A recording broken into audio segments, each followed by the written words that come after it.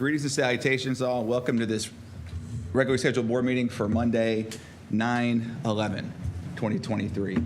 We're going to move to item 1.1, the appointment of Dr. Thompson as Treasurer Pro Temp and roll call.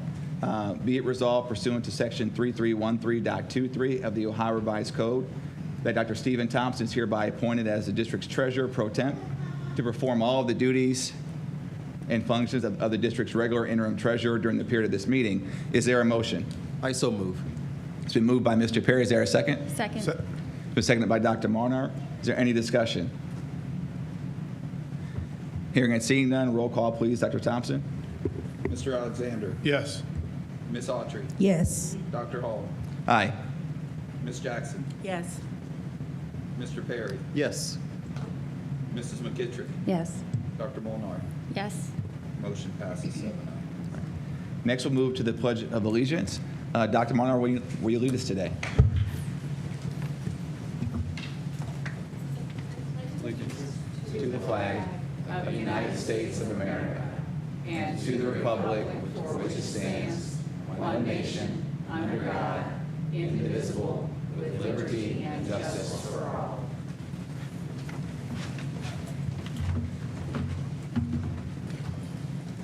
All right, next we're going to pivot to Dr. Robinson, who's going to lead us in some recognitions. Dr. Robinson. Thank you, Dr. Hall. Good evening, everyone. These two recognitions perhaps may be a little different from what we are accustomed to doing in our board meetings. However, when we have educators who have been blessed to be still with us and have paved the way for us, I think it is only befitting that we make the time that we recognize these. And so I want to recognize Ms. Helen Brown. And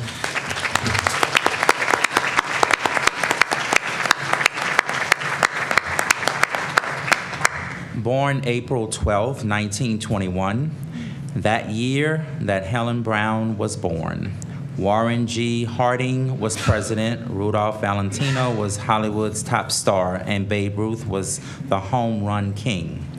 Ford cranked out Model T automobiles, commercial radio was just getting started, and women had recently voted for the first time. A stamp cost 2 cents, milk fetched 14 cents, and a quart and a gasoline sold for 26 cents a gallon. The farmer Helen Carpenter was born April 12, 1921 in Decatur, Alabama, a city on the Tennessee River. She grew up in the coal mining town of Parrish before moving as a young teen to nearby Jasper, where she attended Walker County Training School, graduating in 1939. Planning a career in education, she attended Alabama A&M University in Huntsville and taught home economics to elementary school pupils. But she changed course in World War II. In 1944, when she was 23, she boarded a train to Ohio because friends had told her that Akron had lots of good-paying jobs. It was exciting to me to go elsewhere, she said. Upon arrival in Akron, she applied for a job at B.F. Goodrich, but there was a 30-day wait for new hires. So I went to Goodyear Aircraft, and they hired me on the spot, Brown said. And just like that, she was Helen the Riveter. Each day, she left her Douglas Street home, took the bus downtown, transferred to another bus, and rode out to Plant B near the Akron Air Dock. She worked from 3 p.m. to midnight, caught the bus home, and prepared to do it all over again the next day. Factory work was an adjustment for the teacher. After the war, she stayed in Akron and began the next chapter in her life. She met Goodrich rubber worker Early Brown Jr. at Antioch Baptist Church. The young man introduced himself one Sunday morning, and that was that. They got married in 1947. The couple bought a home on the near west side and raised a family. Miss Brown was a housewife and stayed at home and a stay-at-home mom as children, Deidre, Karen, Kimberly, and Wayman grew up. Active in their education, she served on the PTA at Grace Elementary. In the back of her mind, she thought about teaching again. Her Alabama certification was not accepted in Ohio, so she joined the Paraprofessional Services program at the Akron Board of Education and attended the University of Akron in early 1970s to complete her degree in elementary education. Ms. Brown worked downtown at the board, running the office for the school lunch program. After getting her degree, she walked upstairs and applied to be a teacher and was accepted, beginning the next chapter in her life. In 1974, she started teaching 4th grade at Smith Elementary in Kenmore. I stayed there almost 13 years until I had to retire, she said. It was exciting to see children progress. You knew you had accomplished something. She taught all subjects, but math was her specialty. She retired in 1986. When asked how she would like to be a teacher in today's world, Brown replied with a laugh, "I wouldn't. That's why I retired." Let's give a round of applause and an ovation to Ms. Brown.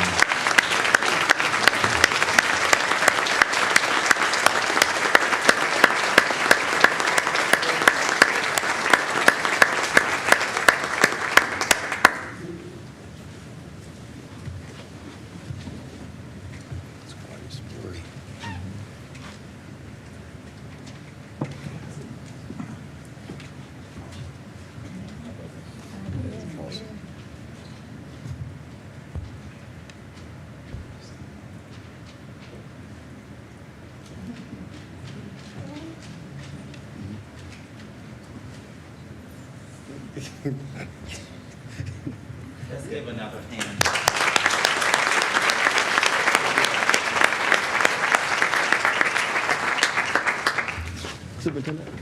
Superintendent, I just want to make sure I heard you right. Did you say 1921? Yes. That's another hand right there.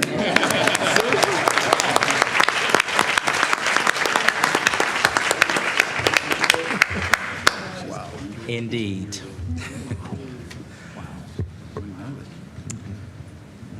Our next honoree, Mr. Gene Scruggs. Mr. Scruggs graduated from Akron's own Garfield High School in 1945. He went on to graduate from the U.S. Navy Ammunition Maintenance Service School in 1946, then earned his Bachelor's of Science degree in Education in 1953 from the University of Akron. He then continued his education by earning his Master's of Science in Education in 1963, also from the University of Akron in 1968. He was the University of Akron Football and Track Hall of Fame recipient in 1980. His nickname, Scooter, carried over from these years. He is a member of the following organizations: Akron Community Service Center and Urban League, Phi Delta Kappa Fraternity, Kappa Alpha Psi, the best.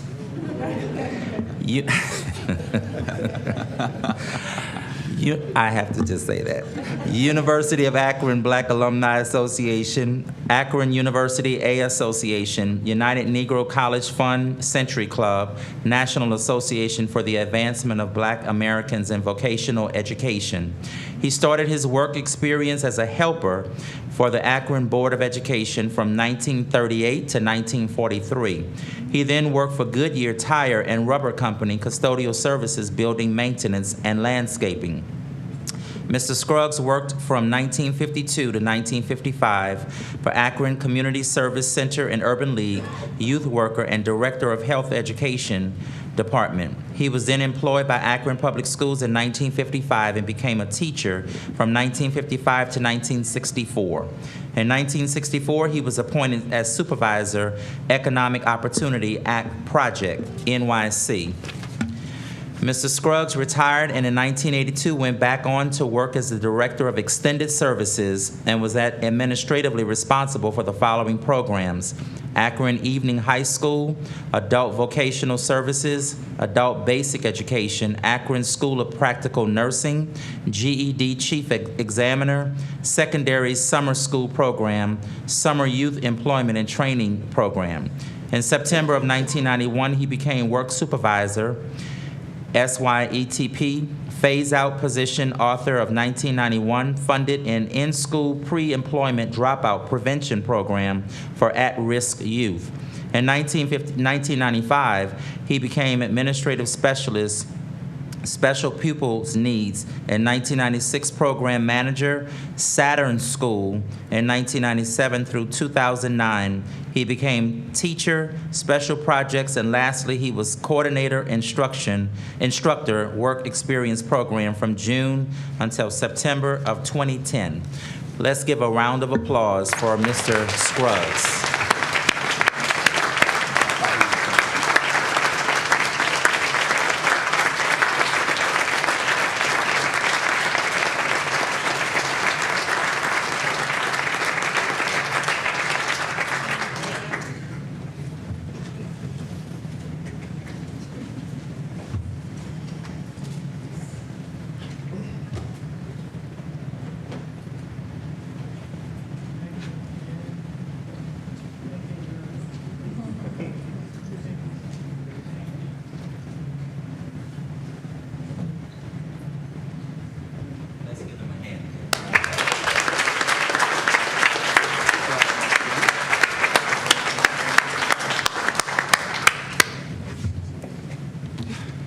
Mr. Alexander.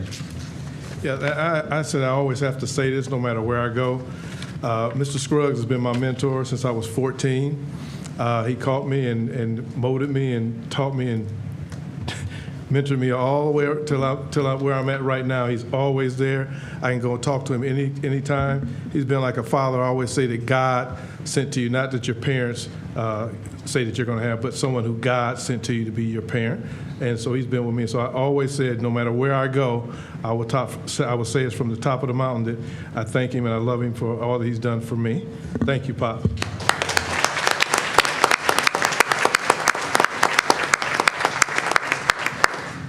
Thank you all. Well, now, on that happy note, let us proceed to community and/or school reflections. Any reflections from members of the board? Dr. Monar?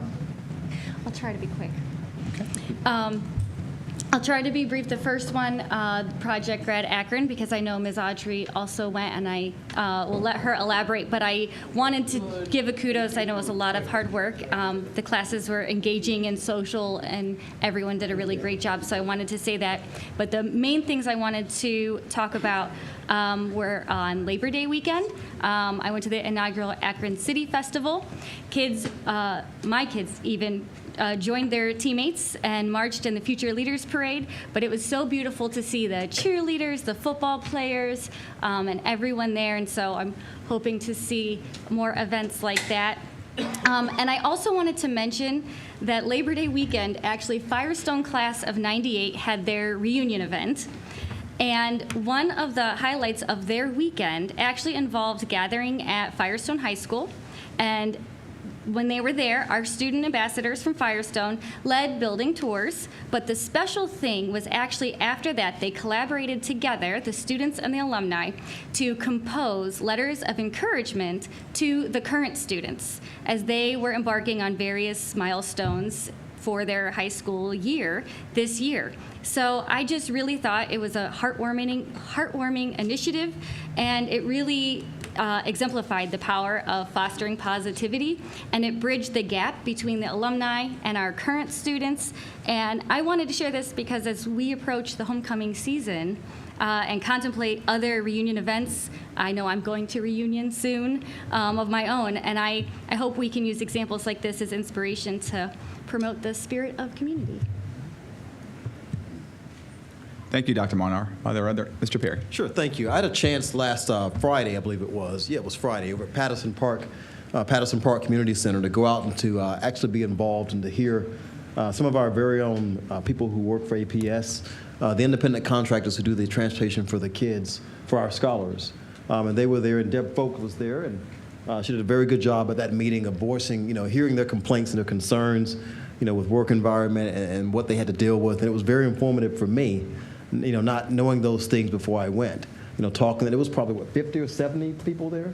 there was a lot for sure. It was very informative. And I want to thank them for inviting me out to see that. It's just another show of our democracy in action and what we can be as a country and as an APS school system. So thank you for inviting me out. I look forward to addressing some of those concerns with Deb Folk and the rest of our APS staff here and trying to help them have a better work environment. So thank you very much for doing that. Roger that. Thank you, Mr. Perry. Are there other community and/or school reflections? Ms. Jackson. Yes, thank you, President Hall. I had the pleasure of attending the Goodwill Employee of Distinction Luncheon, where our own Toby Clifford Lichty was honored. He's also was one of our Teachers of the Year, but he was honored, and he even made it for the top 5, like I guess you would say, for the win. And I was just happy to be there because this is a kind person. And, you like to just see good people be honored.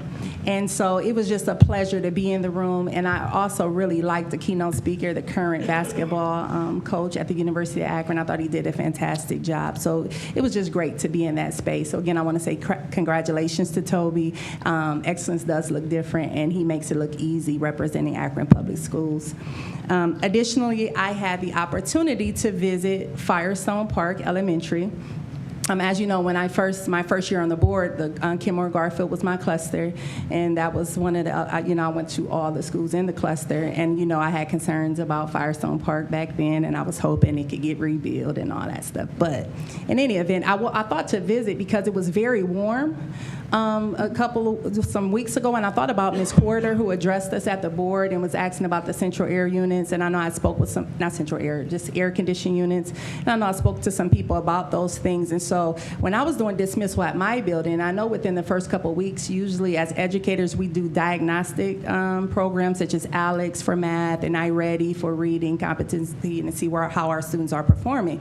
And so that's what made me think about Firestone Park. So I went, and as I was walking through the building, I realized it wasn't too much of a warm day that day, but they did still have the fans, as Ms. Corder spoke to us about. There were fans in the windows, and I was looking around. I didn't see any air conditioning units.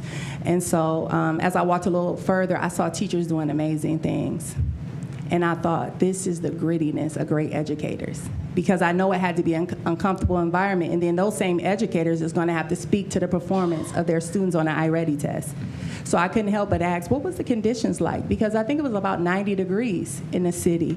And if y'all have fans in the windows now with no AC units, portable units or anything, I just apologize to them. Because I know when they addressed it at the board, and I want teachers to know that when you're addressing things, that we're not just taking it lightly, that we do, that there's things that they're heard and that it is talked about. And so I just wanted to mention that there, that, just so they know that it is heard, it was addressed, and just as it's addressed publicly by the teacher, and we talk about it privately, that I'm addressing it again publicly. And additionally, some other concerns, but outside of that concern that I have, which was problematic for me, I saw some great things. It was like 100 kids in the cafeteria. When I walked through the cafeteria, Miss Holler was in there with those kids. And I said, this is such a good lunch period. Because when 100 of my kids are in the cafeteria, you're going to have a headache.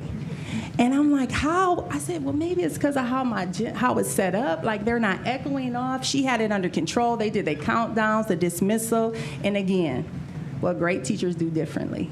Even in those circumstances, to still teach in the spirit of excellence, to still have a standard, I thought that was great. So I just wanted to give a shout out to all the staff at Firestone Park Elementary and let them know that their work is not in vain, that I know they're doing great works. And I also wanted to say this publicly because as we start looking at data, like I always talk about data, it's a snapshot, right? And so I know that how the conditions had to be, because it was hot in my building and I have portable AC, right? And so I just want us to be mindful of that, because I don't think that'll be any data that we can trust, but that's what the teachers have to work with. So if it's very, very low, even though it's just a glimpse and it might not tell the true story, the teacher's still gonna have to work from that point to try to get their kids up. So again, I want to thank those teachers for their intestinal fortitude and their grit, and just sticking with us and also being excellent for their learners. Thank you, Ms. Jackson. Are there other community and/or school reflections? Vice President Autry? Thank you, President Hall. As Dr. Molnar mentioned, I was able to attend the Project Grad event this past Saturday. It's their 17th annual fundraiser, and just some of those things that they help support are Bridge to Kindergarten, and then students that are on track with a college interest, they definitely support those students with FAFSA, getting them ready to enter into college for Buchtel and ECLC. So a lot of great activity at that event. They had an auction that started off at $3,000 on some things. So I'm just so happy that there were people in the room who could actually afford to do that and support our students. But thank you to Jackie Silas Butler and the team, and just also for the students that are able to benefit from those scholarships that they actually receive. It's much appreciated. And then I have to mention that I also celebrated my 35th class reunion from the great Buchtel class of 1988. We actually had 88 of our classmates who were able to attend along with spouses, but it was a wonderful event. We were able to tour the building. A lot has changed in 35 years. Thanks to the band at Buchtel who greeted us, and the cheerleaders as well. It just felt wonderful. And those folks are proud graduates. We have a lot of proud alumni from our entire district, and especially Buchtel. They're out doing great, wonderful things in the community, and in the greater America. And so I just want to share that because we actually are in position to continue with that. So we have a lot of folks who want to give back, willing to give back, and I thank them, and I appreciate my class and all that they're doing, and I appreciate Akron Public Schools, whose education placed me here in this seat today. Thank you. Thank you, Ms. Autry.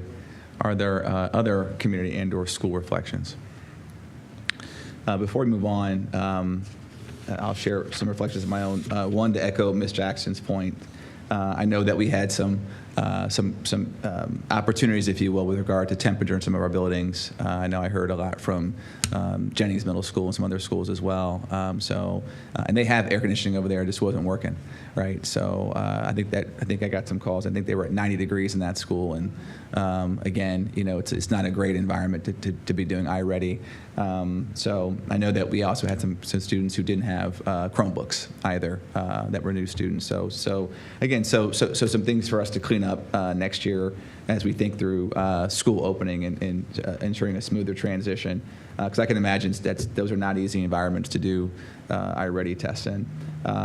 Secondly, I would be very remiss if I didn't take a moment to acknowledge that this is the 22nd anniversary of 9/11, 2001. I know many of the adults in the room, many of the young people in the room as well, can probably remember very vividly where they were at, what they were doing on that day. I'd also like to thank, I know it's a reason why a lot of us who do serve chose to serve, was a big reason being 9/11. You know, so I also want to acknowledge Dr. Thompson, who's a retired Lieutenant Colonel in the Marine Corps. I want to acknowledge his service and thank you for your service as well.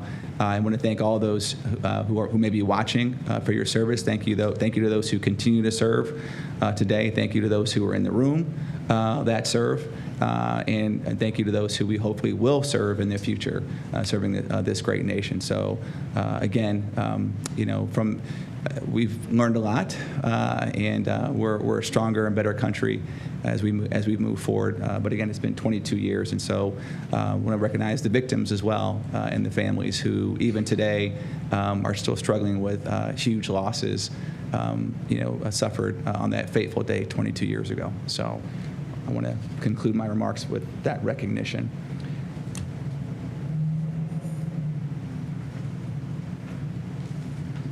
So next we'll move to recognitions.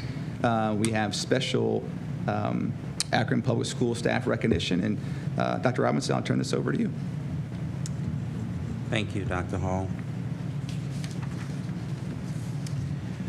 First established in 1985 under Governor Celeste's administration, the Governor's Thomas Edison Awards for excellence in student research in STEM education are presented to Ohio students, schools, and teachers who extend STEM education beyond traditional classroom activities.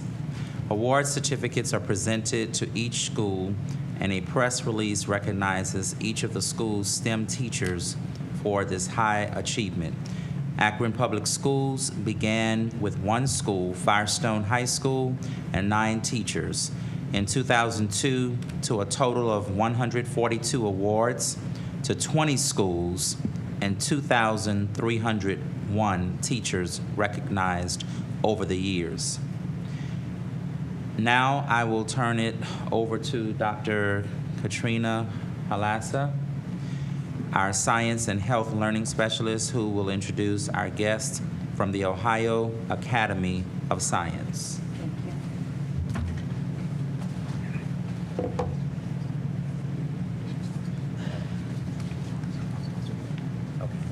Thank you, Superintendent Dr. Robinson and President Dr. Hall, and the Board of Members for allowing me to speak about this prestigious Governor's Award.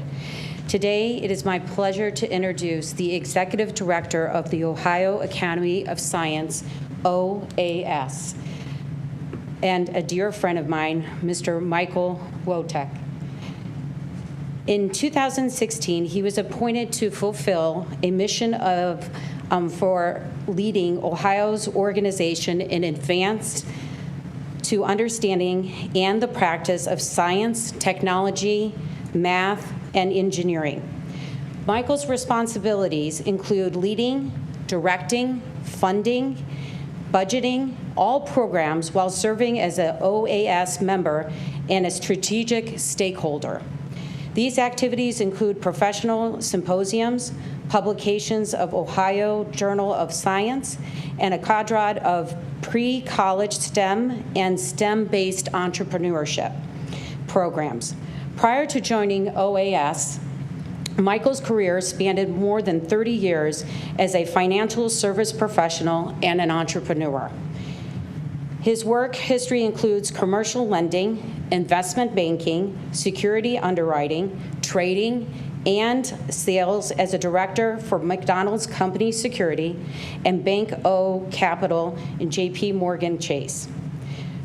His current professional and organizations include SECO, which is the Science Education Council of Ohio, NSTA, which is the National Science Teacher Association, and AAAS, which is the Association for Advancement of Science and Lifelong for Science. As a lifelong Ohioan, Michael holds a Bachelor's of Science from Youngstown State University and an MBA from the Cleveland State University. It is my honor to introduce my friend, Michael Wotek.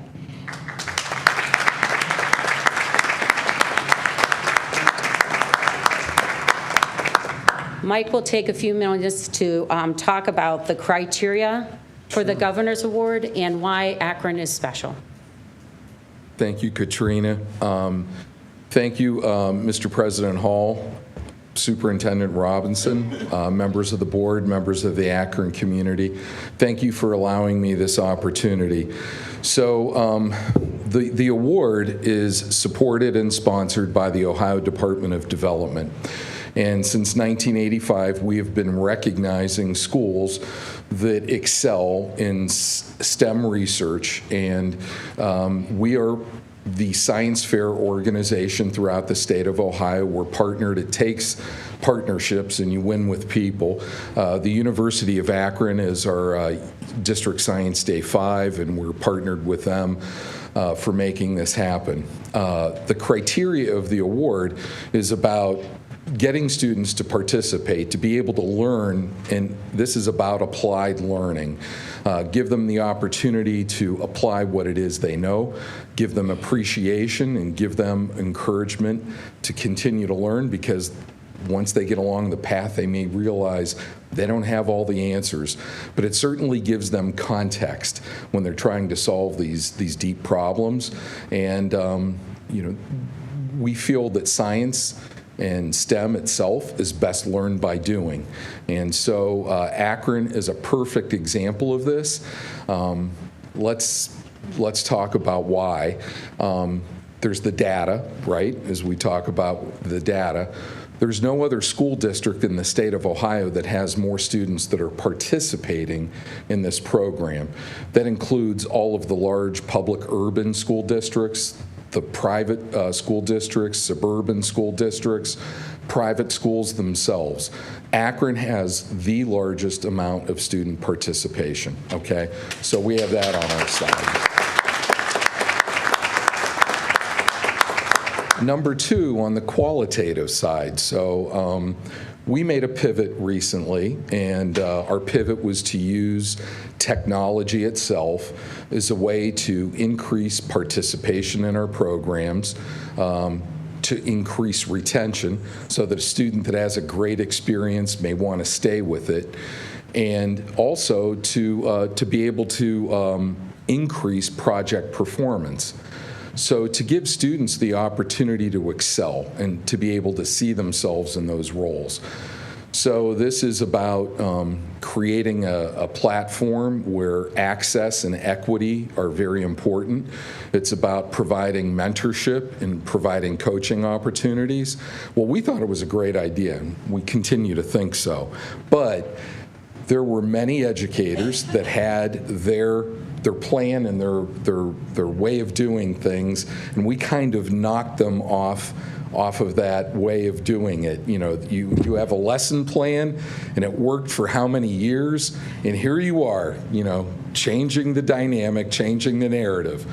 Well, I have to tell you, last year was the first year of implementing it. I came here in August and spoke to a group of science teachers, and the amount of buy-in, the investment that we see, and the can-do attitude, that's the qualitative aspect, okay? So we have the numbers. The numbers don't lie. Akron has the largest amount of student participation. But the buy-in from the educators is just incredible. That's how you win. And so we're also, this week, on 8 weeks' notice, we were informed that we were a STEM collaborator in the Energy and Mobility Conference that's being held at the IX Center this week. It's being sponsored by NASA and the Society for Automotive Engineers. We have students that are going to come and participate and be engaged during the conference. And on NASA Day, on Wednesday, we actually have students that will be presenting their projects to the public. We're talking about professional practitioners from the world of the auto industry and from NASA Glenn itself. So this is a great opportunity for them to be engaged. And it was able to be put together very quickly. Again, we have a nimble partner as well in Akron Public Schools. So it's my privilege and my honor to see those governor's awards come to the Akron Public Schools that are being awarded, and to the teachers, the champions in the classroom that are making that happen. From the bottom of my heart, I can't thank you enough. And if we can all give them a big round of applause. I'm going to turn it back over to Katrina.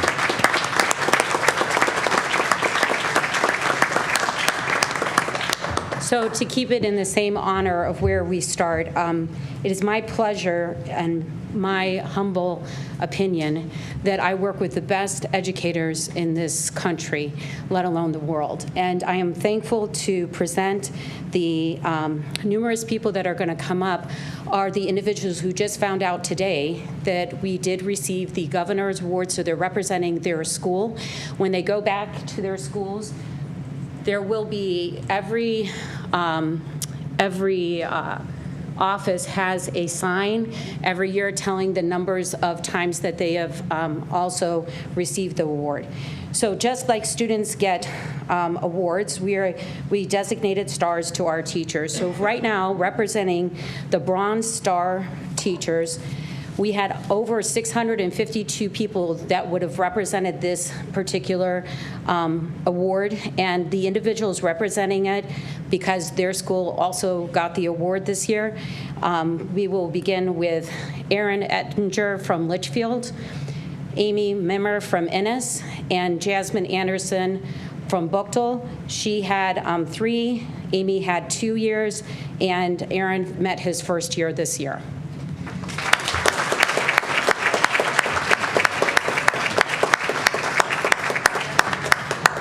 And they're receiving a small token of appreciation from personally myself and Jonna, because we really appreciate something from Don Drum, the stars, because we have stars in our presence.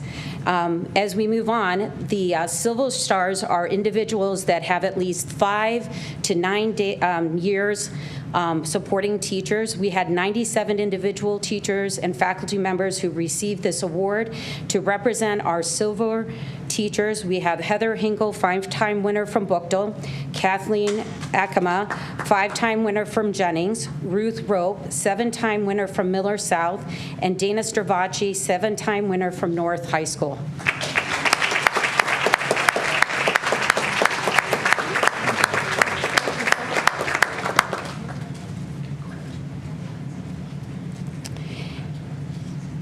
And finally, the Gold Star, the status of teachers who have been part of this process for at least 10 times or more.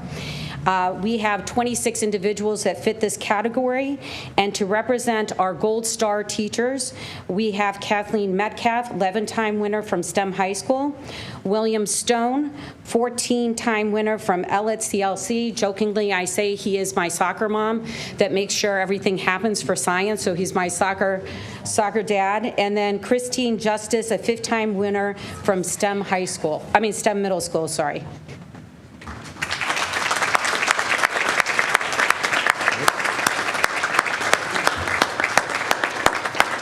And finally, do you hear what I hear? Testing pitch perception in students. Emma Rambler from Miller South for our Visual and Performing Arts School was the only superior winner at state this year. We had 6 students, scholars that represented us, and Emma was the state winner. So I'd like to recognize Emma Rambler for her state superior.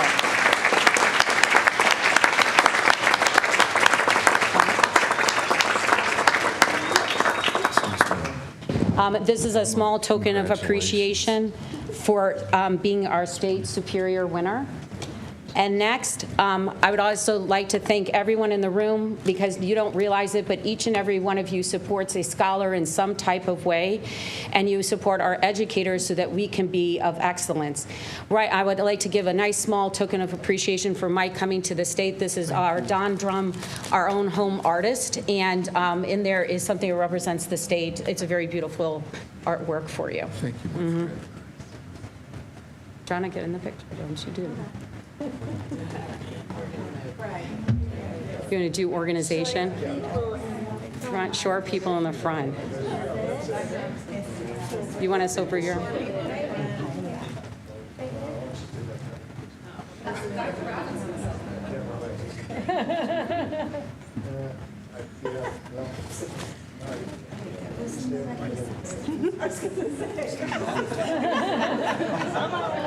Dr. Robinson's got experience. Many, many years of experience.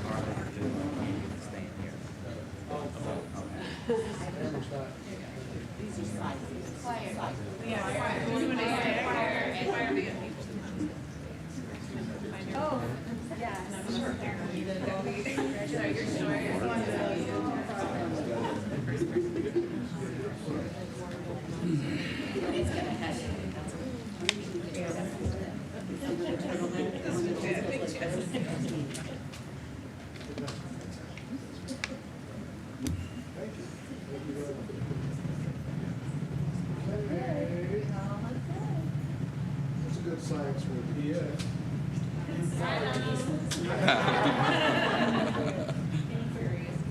Inquiry. Where's inquiry? Inquiry.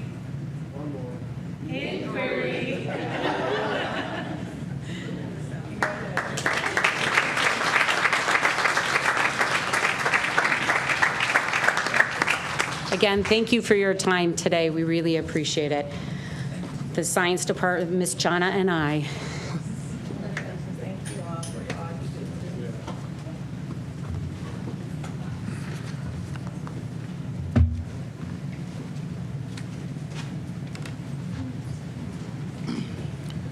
All right, so we've done conditions. Okay. I think so. All right, Roger. Okay, we'll go back to trying to walk off. Quicker, are you?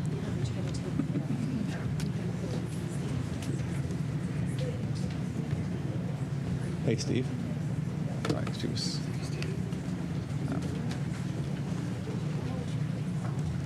We're going to go back to request for president.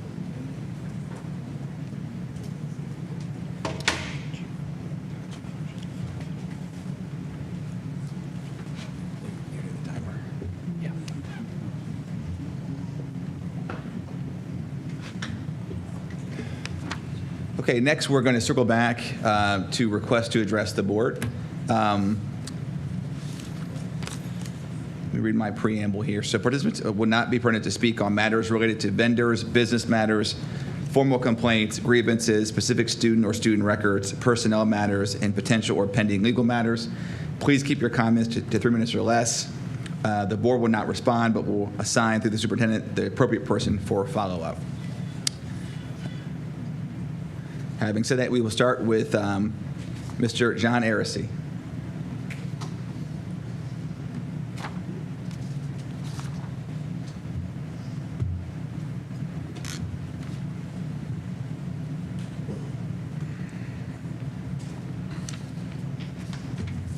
Thank you.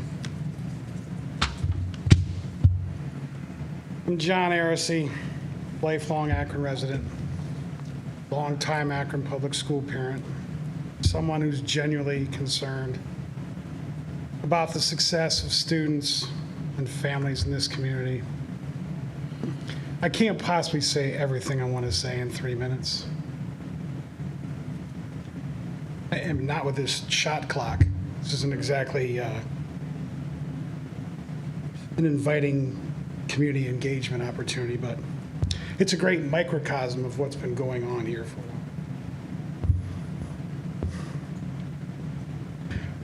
I want you to know, people around here are afraid to say your name. People in this building are afraid to speak up against some of the appalling behavior that's going on for fear of retribution. I've seen it firsthand. I've also watched not one, these people at this table stand up against what's been happening in here the past month or two. You're either all in favor of this, or you're sitting here in silence, and both are unacceptable. I just want to stand up for my kids and my families, and that's not what's happening here. With this Board of Education and your failure to equitably represent the citizens of Akron in all matters of public education, I'm formally requesting the resignation of Board President Derek Hall. Thanks. Thank you, Mr. Aracey. Next, we'll move to Ms. Victoria McGee.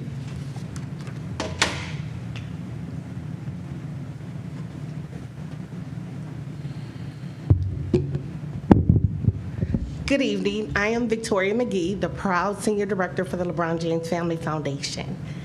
Last time we met, I, with passion, expressed my concerns that needed to be addressed. Today, I'm going to keep it very brief with only 2 things. All Akron Public School students are more than test scores. All Akron Public School students are more than test scores. Secondly, this is not a sprint, but it's a marathon. Again, this is not a sprint, but this is a marathon. Thank you for allowing me to speak. Thank you, Ms. McGee. Next, we'll move to, apologies, I'm having difficulties with the handwriting. Miss Monica, is it Copus? Copus, okay.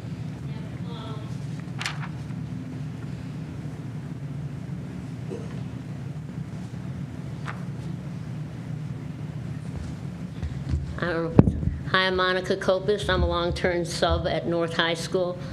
My classroom got moved into a physical chemistry lab / storage room. I was told that we'd get chairs that properly fit. I have stools that don't fit under there. The kids are all hunched over. And that was at the beginning of the school. They complain every day, they fall off of them. And the last email I got is the district does not have any 24-inch stools, nor will they order any. We are stuck with what you have.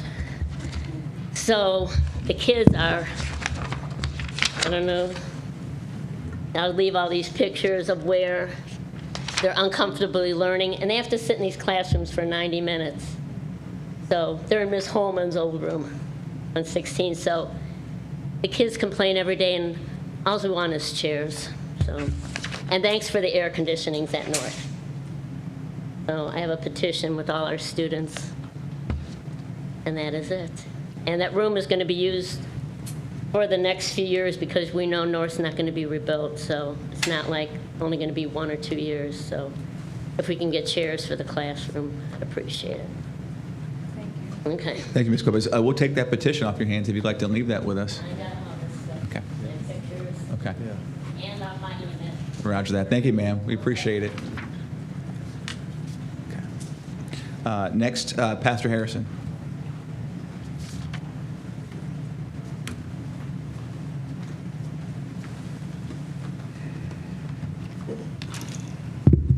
Good evening, everyone. Good evening, board. Wanted to simply address a couple of things. Want to address the preamble for public comments, what we cannot do. It's really what we cannot do. It's an agreement because we can mention names. We can mention teachers. We can talk about discipline. We can do all of those things according to our Constitution.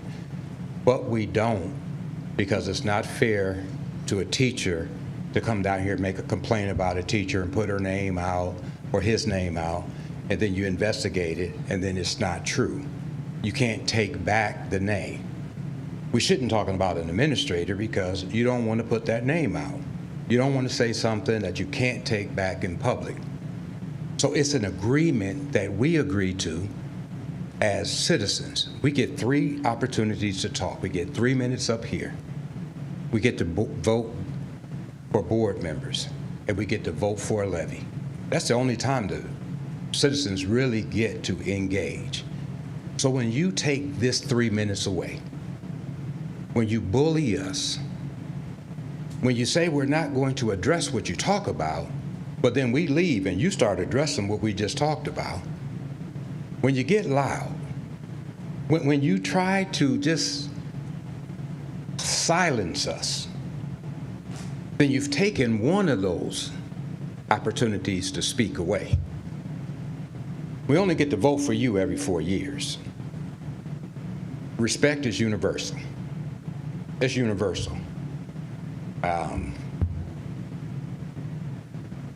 That's as close to an apology as I can get.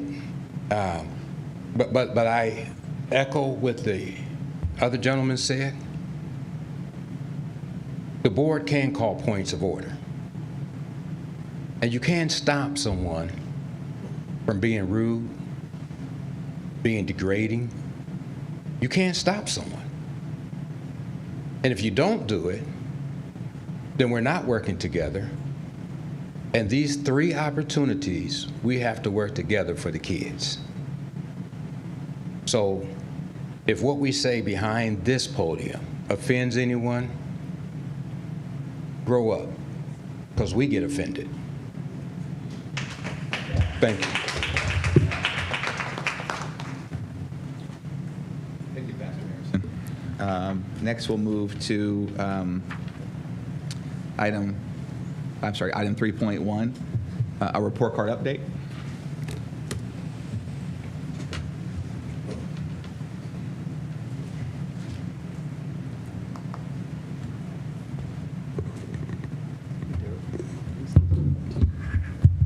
Did we skip 2.2? Oh, no. Good evening. I am Dr. Tamia Caver, the Chief Academic Officer and Assistant Superintendent here at Akron Public Schools. And tonight I'm going to be presenting our preliminary state report card that will soon be released by the Ohio Department of Education. First, I'll just remind you all of an overview of the state report card. Last year was the first year that we had the full redesign of the new state report card. As a reminder, we are now receiving our ratings in stars instead of grades. And also, there are 6 components to the state report card. One of those components will not be rated on this year's report card. It is not to be rated in the state of Ohio for a few more years, and that is the college career workforce and military readiness. However, tonight I will report on gap closing, achievement, progress, graduation, and early literacy. As another reminder, as I stated, we are now rated in stars instead of letter grades. But as a reminder, when you get a 3, that is equivalent, 3 stars is equivalent to meeting state standards. Anything above that means that you are going above or exceeding expectations. And then below that means that there are some challenges or some support needed in some areas. Out of the 5 components that I am describing tonight, just wanted to show you that they are not weighted evenly. And so as you can see, achievement and progress are both have more weight than gap closing, early literacy, and graduation. And all of those 5 components put together will give us our overall star rating on the report card. So first, I'll start with achievement. In these slides, I'm trying to compare what we did last year with this year to kind of give you something to look at. And so last year for performance index, we had 58.7 points, which leads to 2 stars on the report card under achievement. We have improved this school year by 2.5 points, which is why we received 61.2 points. And that equates to 2 stars again on the report card. In terms of points, each scholar takes an assessment, as you know, the Ohio State test or the end of course exams at the high school level, and we are awarded points for how the scholars perform. So given those points, we'll give you the information in terms of how you convert that as you multiply that information with the number of points and the percentage of scholars that have performed at each of those levels. That is how it adds up to the 61.2 points. This is a graph of our trend data for the past 5 years. So that 2018-19, as you all know, is the school year we had that was pre-pandemic.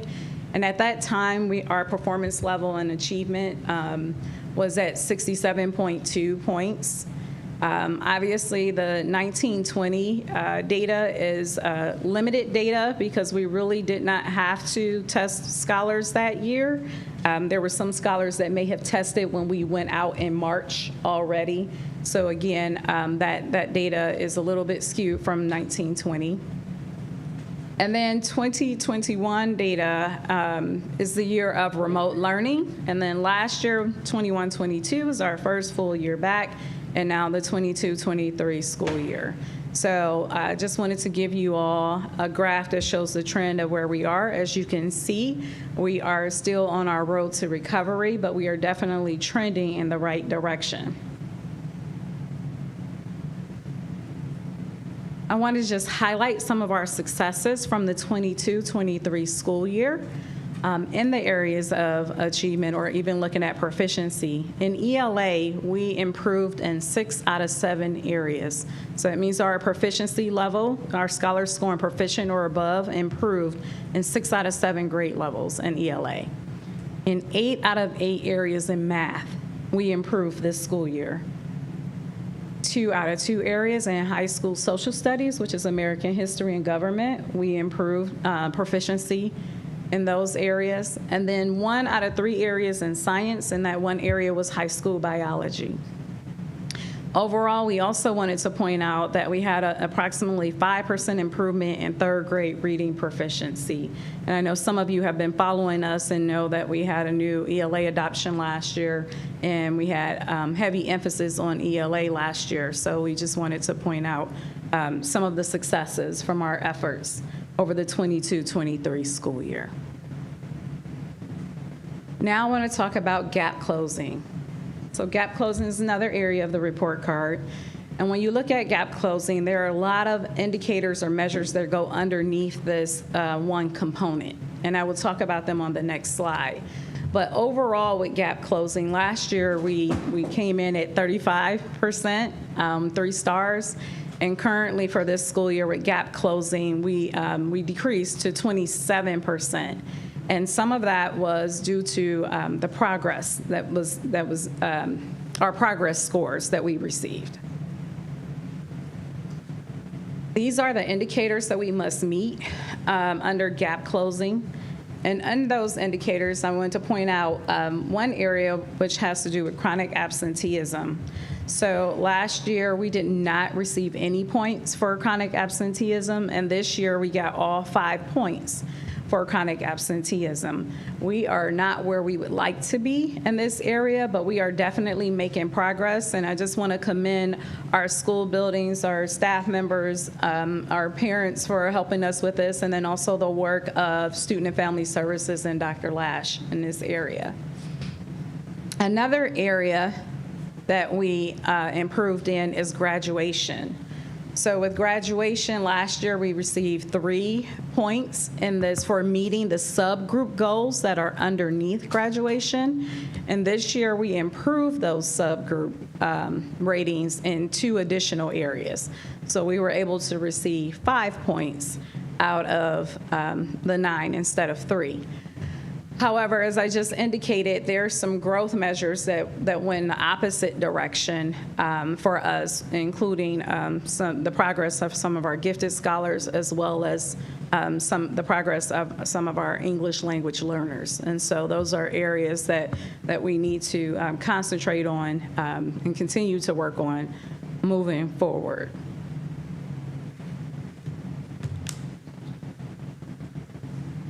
The 4th area that I want to talk about is, 3rd area. The 3rd area is progress.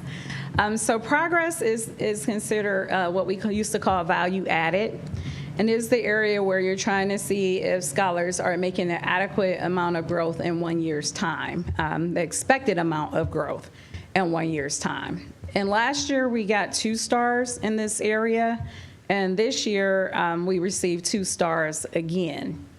When you look at progress, it is, as I've described it before, like running a race and seeing wherever, if the same group of children all are running this race and they come in a certain place and in the race across the finish line, if you use those same group of kids again, it is looking at the following year, it's an analogy, if they come in at the same place across the race and the finish line. And so, progress, if you score between a -2 and a 2 on the statistical measure, then you get 3 stars. And that means that the scholars have grown at the rate that they were supposed to grow and came in with the expected amount of growth. Then there's the growth index, which will determine if you will move to 2 stars or to 4 stars, depending on if you have more growth than expected or less growth than expected. There's another factor to it in the statistical analysis, which is the effect size or the magnitude of that growth is also measured to determine what your progress is. So as I stated previously, last year we scored a 2, and this year we have repeated that with a 2 again. It is also important to note that progress eventually will be a 3-year measure. And so this year it is a 2-year measure. So part of our score on progress is still based on how we performed the previous year. 33% of our grade or our rating this year, not our grade because we got stars, this year is based on last year's performance. And then 67% of our rating this year is based on the current year. Eventually, it would move to putting 3 years together at 50%, 25%, and 25%. Now let's talk about early literacy. So as you can see, we improved about 3% in early literacy in our rating overall. We were 0.4% from earning 2 stars in this area. So while we have made improvement, we did not reach our goal of getting 2 stars, but we missed it, barely missed it this time around, but we are still working to reach that next level with our scholars. There are several indicators that go into this rating. There are 3 of them. The first one is proficiency in 3rd grade reading. And that is where I said we moved up about 5% in overall proficiency in 3rd grade. So those are those scholars that are scoring proficient or above when they take the actual 3rd grade assessment. The second part is promotion of 4th grade, and that is how many of our scholars are retained, or basically how many of them are not retained and move on to the 4th grade, and it's weighted at 35%. And then the last one is improving literacy. And some of you may have heard of something called RIMPs, or Reading Improvement and Monitoring Plans. You may have been heard of things where we talk about scholars being on track or off track. And so this measure is looking at our K-3 students and measuring from year to year how many of them are improving, particularly if they are off track, and how many of them we are moving to on track from one fall to another. So right now, those iReady assessments that we are taking are critical. And so making sure that our scholars are getting the proper amount of rest, that they are in good testing environments, that they are taking the assessment seriously at this time is important when it comes to our early literacy measure on the state report card. Because what we're measuring is from those scholars from last year that were off track, how they are improving to this year, which is the assessment that they're taking right now in the classrooms. And that 25% of the early literacy indicator will already be determined by the end of this month.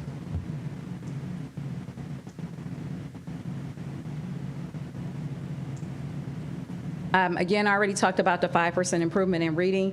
And then also you could see that we went from 13% to moving on track to 19% moving on track this school year. I'm sorry, from last fall, the fall before last to last fall. It is one of those indicators that is in arrears. Just as the last area that I want to talk about, which is graduation rate. So graduation rate, we did improve and move from 1 star to 2 stars this school year. It is a lagging measure, so we are looking at that. We are looking at the scholars with the 4-year graduation rate from 2022 and the 5-year graduation rate from 2021. You put those 2 graduation rates together, and then you get what we call the weighted graduation rate. And our weighted graduation rate that will be on our report card, we believe, will be at 85.6%, which, as you can see from the scale up there, will earn us 2 stars on our state report card. As we look at our graduation trend data, I just wanted to point out that you can see our 4-year graduation rate has been trending in a positive direction overall. And just looking at our 4-year graduation rate, which is the blue line here, over the past 5 years has improved overall by approximately 10%. So that is something to be proud of.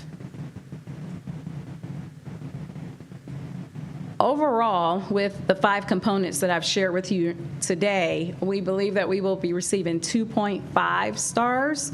So you cannot receive half stars in any of the individual 5 components, but in your overall school rating, you can get half stars. And so just in comparison, although it's not the same exact measures and maybe not calculated the same way, on our 2019 report card, the last time we received an overall rating, we had a rating of a D.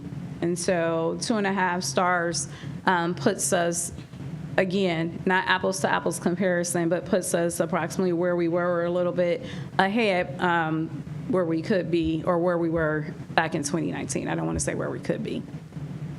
But once again, we're measuring stars now, not grades, and some of the components and the way that we measure them have changed. I want to end by going over some of the district initiatives that we have either done or are doing to help us achieve where we are achieving, and will continue, we believe, to help us to move the work forward. And that is, so the first one I just want to point out, these are just some of the things. This is not an all-inclusive list, just a couple of highlights here.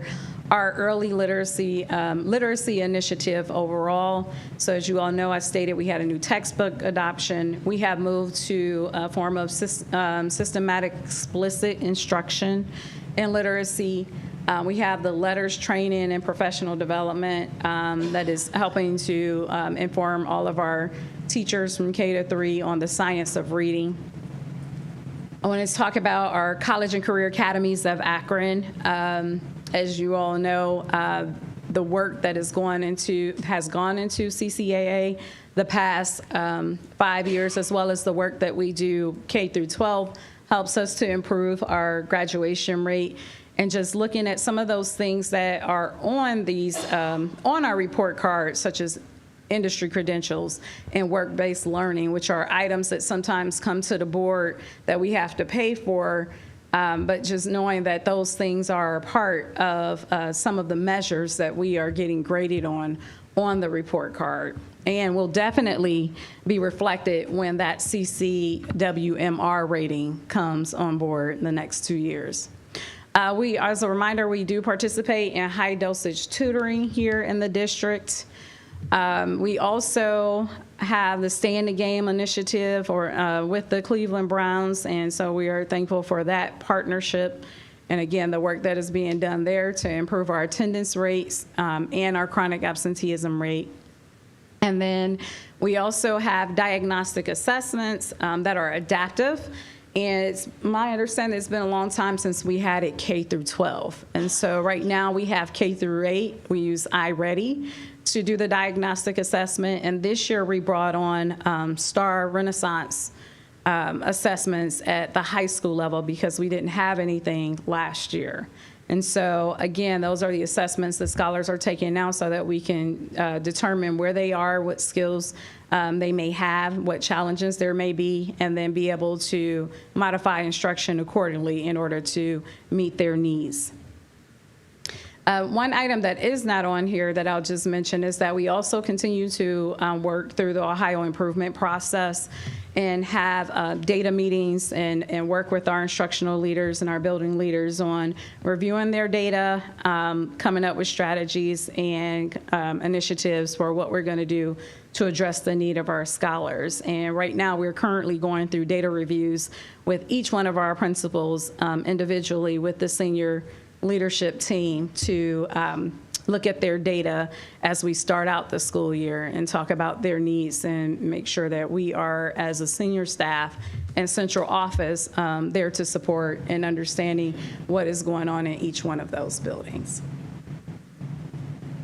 So I thank you for listening to me. That was a lot of information in a small amount of time, but I will open up the floor for questions at this time. Are there questions from members of the board? Ms. Jackson?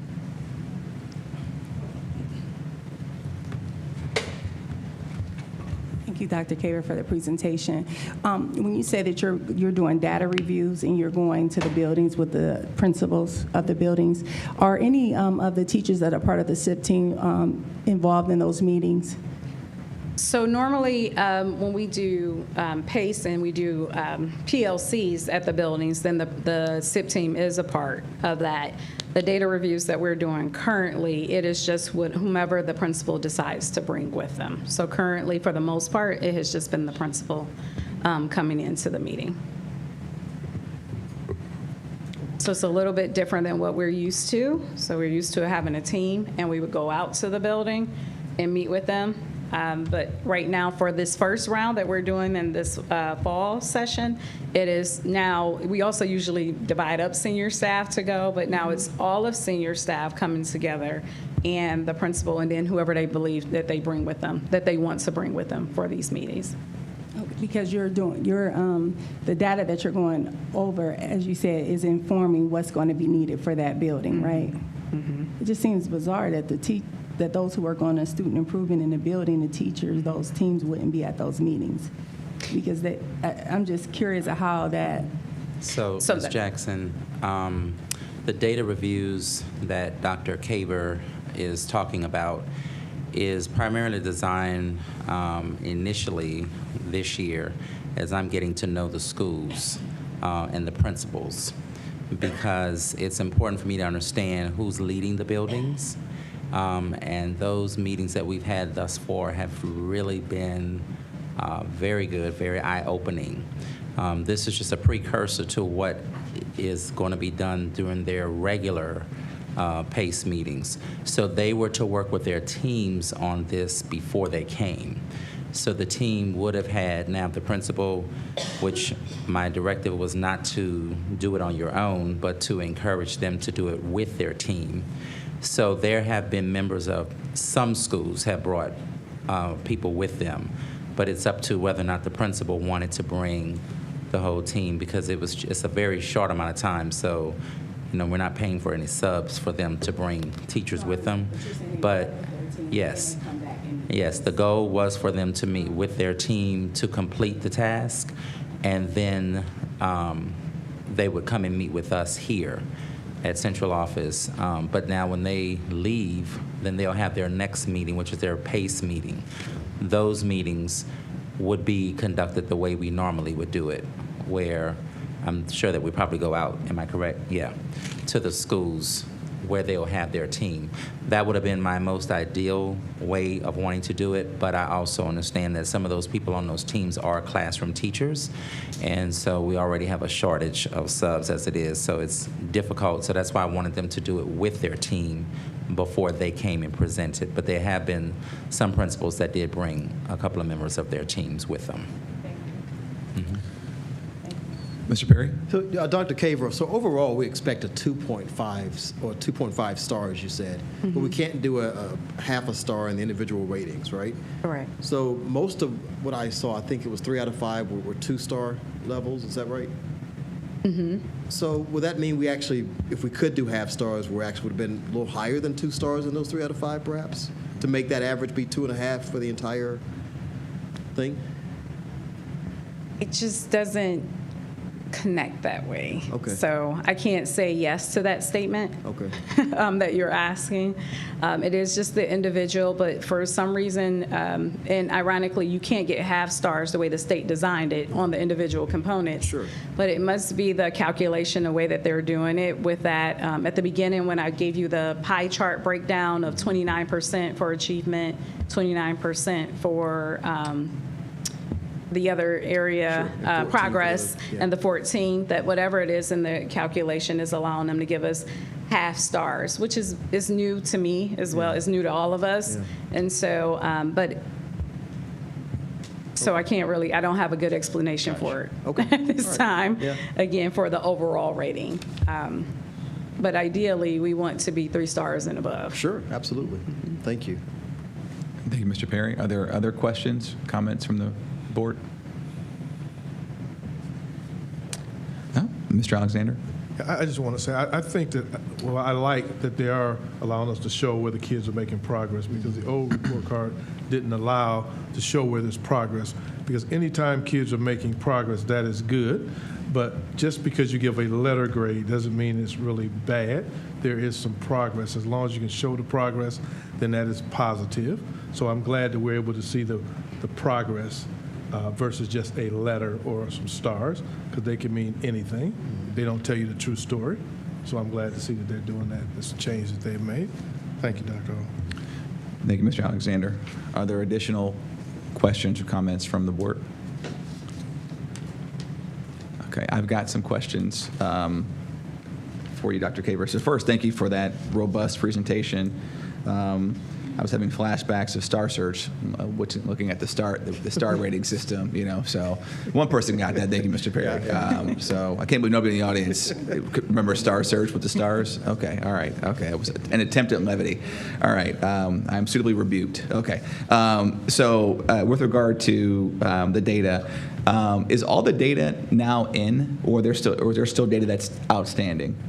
No, the data is in. To our knowledge, it is in. Okay, gotcha. So the first question I had was with regard to gap closure. I guess I was trying to understand. It was the, and it might be helpful to go back to the slide. It's the gap closure measures and indicator slide. Not that one. It's the one that kind of has it all broken out. So I was trying to understand. For example, looking at the gifted performance indicator, so we're a five star, right? 5 points, 5 out of 5 points for gifted identification and services. So certainly that's fantastic.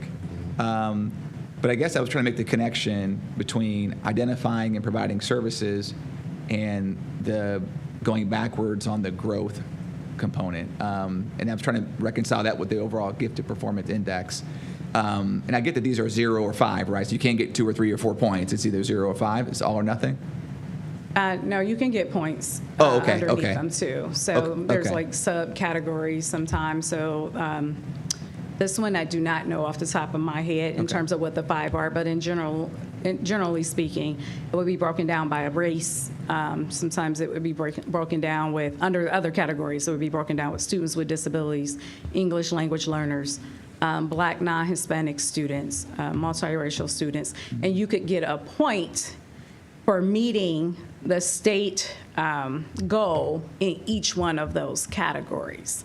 But again, that's a general statement. Yeah. I can't tell you that that's exactly the 5 areas up underneath gifted right now. Roger that. So again, just clarifying to make sure I'm reading the slide right. So for graduation and below, it says up to 9 are the possible points, and then the top 5 it says 0 or 5. Oh, you're right. So is it up to 5 or is it 0 or 5? So the other ones are up to 5, and that's why I jumped. Up to 9. I'm sorry, and that's why I jumped down to what I'm used to like digging into, because those are ones that are broken down. Yep. The 0 or 5 is either you got it or you didn't, and so. For those areas, we get the full 5 points for gifted identification and services, but not how the scholars are performing on the assessments or for the growth that those scholars are making. I do apologize for clarifying, but thank you for clarifying. So to that point, though, I guess trying to to construe that in a light most positive, right? So we could be very close to the 5, earning the 5 points, but because it's all or nothing, it's 0. Because we're not 5. Correct. Right. Okay. Gotcha. And then my second question was around progress. So just in my head, trying to differentiate achievement from progress. So progress. So for example, we were 2-star in progress for the district, as I recall from the presentation. So if we were a 3-star, that would mean that at the district level, as a district, everyone progressed on average. Every student progressed 1 year in the course of a year. Is that correct? Correct, and holding their place in comparison to all the other scholars as well. But yes. Okay, right. So if you went in, so again, holding the line, that 3-star represents holding the line, right? So if we're below 3 stars, we're still losing ground. Is that accurate or fair? It means that you did not make as much progress as holding that line. But there's that one additional caveat that I was trying to explain, that part of the rating that we received with the 2 is still carried over from how we did the previous year as well. That. Yep. So do we know, Superintendent, you mentioned that this year it's a third is last year, 2 years ago, and two-thirds of it is this year that just ended. Do we know, if I was just looking at last year, and maybe you had this in here, I missed it, I apologize, but how do we do just for last year? I get that it's an average, but last year, would we have been, and I'm echoing Mr. Perry's earlier point here, trying to make this a positive, right? So last year, that's two-thirds of it. Were we a 3-star? No, we were still 2 last year. Still 2, okay, all right. And last year was 100% because we didn't have a previous year to offset it. Okay, gotcha. And does achievement work the same way as progress, where it's a blend of multiple years? No. Okay, gotcha. And so also just another point of clarification. So progress and growth, is it accurate to say that progress and growth are interchangeable terms? Yes, we could use that. Okay. Similar to growth, that's what we're talking about. Right, because I know that with regarding other schools, we talk about growth, right? So is growth synonymous with progress? Is that accurate? Yes, I think it's a fair statement to make. Yes. Okay. Gotcha. And then I think the final clarification question I had was, so for example,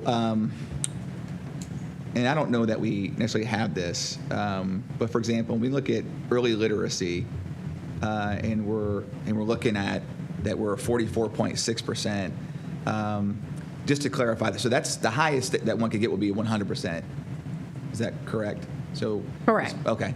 And then when we're thinking about what would we need to have to be a 3 or 4-star in that area, how far off are we? So like what would the percent of students being proficient in third grade reading have had to have been?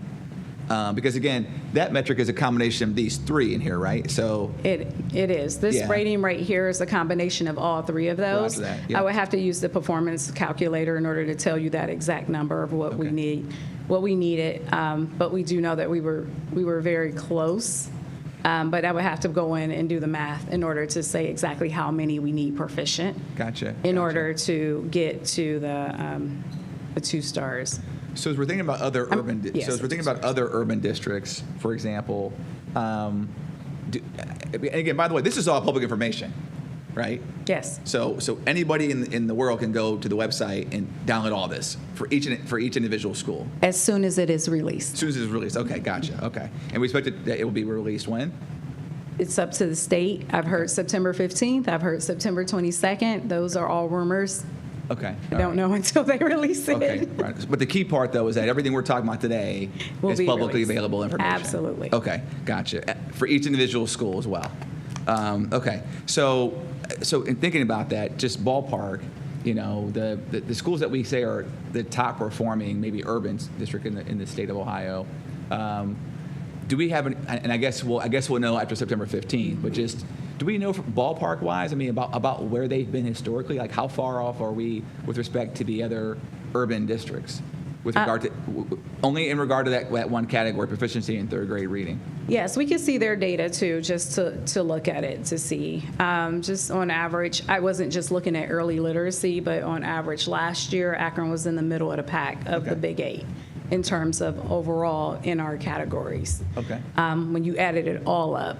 But again, when that data comes out, we can see their scores as well and be able to see, as we usually do, look up the similar districts, the Big 8, to determine where are we and how we're performing. Gotcha. In comparison. Two more questions. Mm-hmm. So my penultimate question is, with regard to the improving literacy category, that was the other. I wasn't sure if I heard you correctly. So the 19.2%, that represents, can you just say that one more time? Because I didn't catch it the first time. A percentage of scholars, of all of our scholars that were considered off track in being proficient in reading, what percentage of them were we able to move to on track the following year? Okay. So if I compare 2021 to 20, so that means 20%, so 19.2% of the students now that were off track last year are now on track as of fall of 2022. Correct. Okay. All right.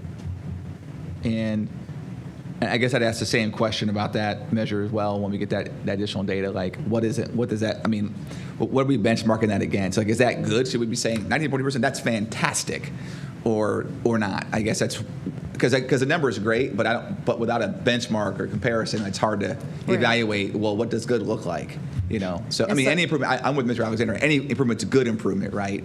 But just asking, like, from a benchmark standpoint, where are we with regard to other districts is kind of I guess a follow-up question I would have. So, Okay. So yes, I can definitely release the information. Again, once it's released publicly, we'll be able to see what other districts, specifically looking at the Big 8, how do we compare. But I put last year's data here because that's kind of the only comparison that we do have, so that at least we will have that to see what percentage we were moving previously. Gotcha.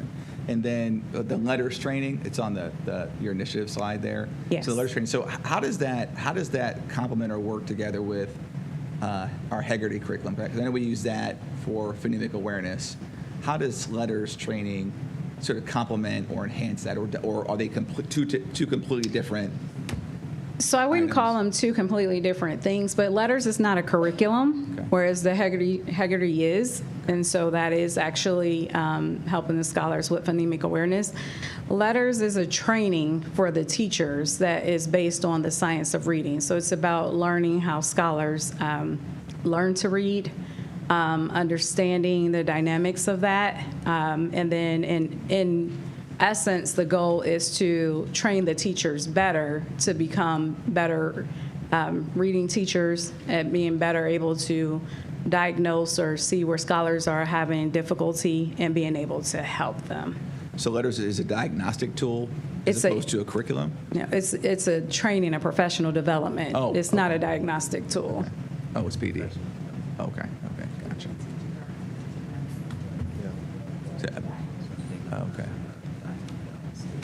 Okay.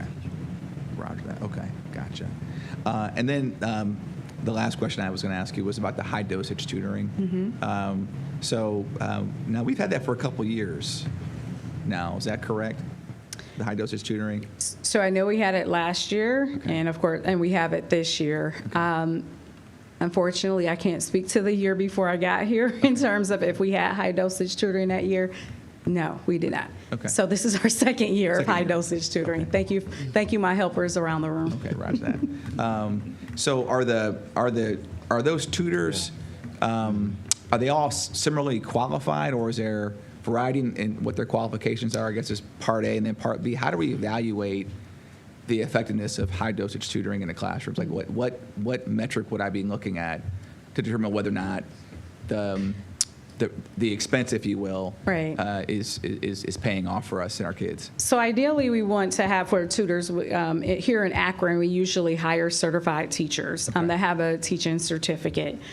Given the high numbers after the pandemic of scholars that needed tutoring, need that additional Tier 2 intervention level support, the state changed some guidelines to allow us to hire other individuals to assist with tutoring. And so that's to answer your first question. Okay.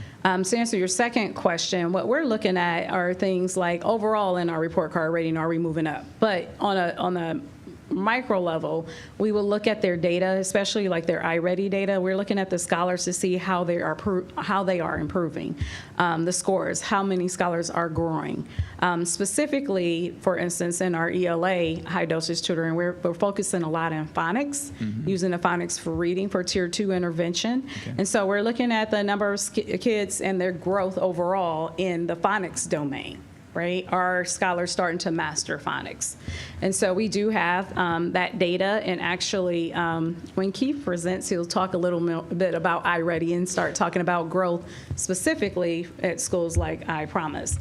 But we are able to look by school, by grade level, by domain, so phonemic awareness and phonics domain, to see how the scholars are growing.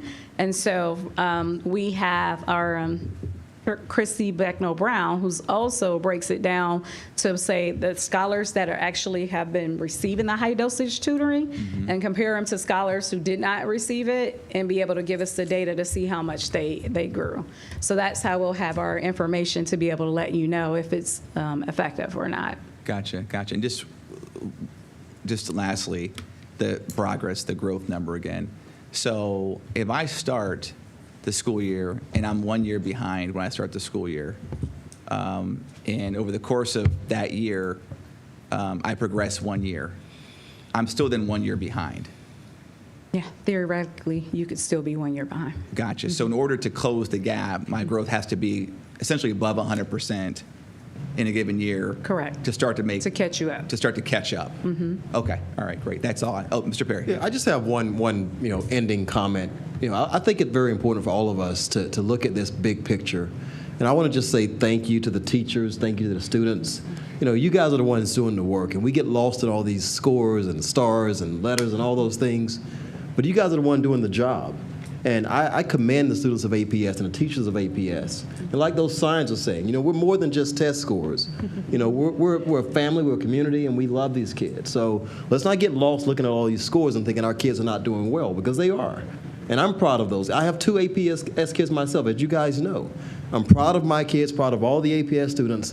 Thank you for working hard, and thank you for showing us you can do it. Thank you, Mr. Perry. Thank you, Mr. Perry. I'm going to exit. And I think, let me just say this too. I mean, I would echo everything you just said. I think more than one thing can be true at the same time. Our students and our teachers can be working hard. And those of you who don't know me that well, my mother, grandmother, uncle, and aunt are all current or former APS teachers with over 120 years of time in. So this is literally how I grew up, right? Is having these conversations around the dinner table, working with the toughest kids in the district, right? And so again, our kids are working hard, our teachers are working hard, but we still have to improve. And I think, and I think that should be okay to say that we still have room for improvement. So, and I'm looking forward to, under the leadership of our new superintendent and our senior staff, seeing how we can work as we move forward to improve our performance as a district. So, but thank you. It was a well done presentation, Dr. Thank you. Tabor. Thank you. Okay, next we move to our I Promise School update.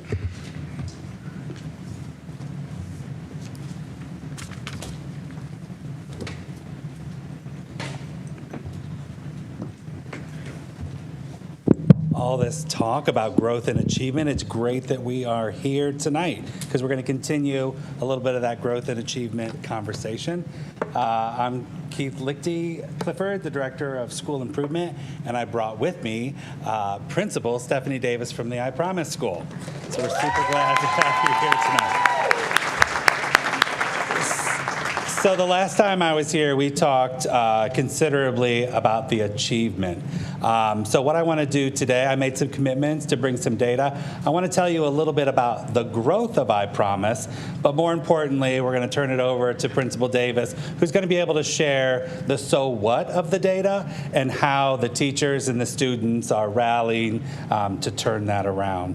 So just real quick, just a reminder for those of you that are new with us here tonight, when we talk about I Promise, when we talk about the student selection, we are looking at students who enter in at 3rd grade. And when we identify those students, we're looking at students who are 2 years or more below in reading.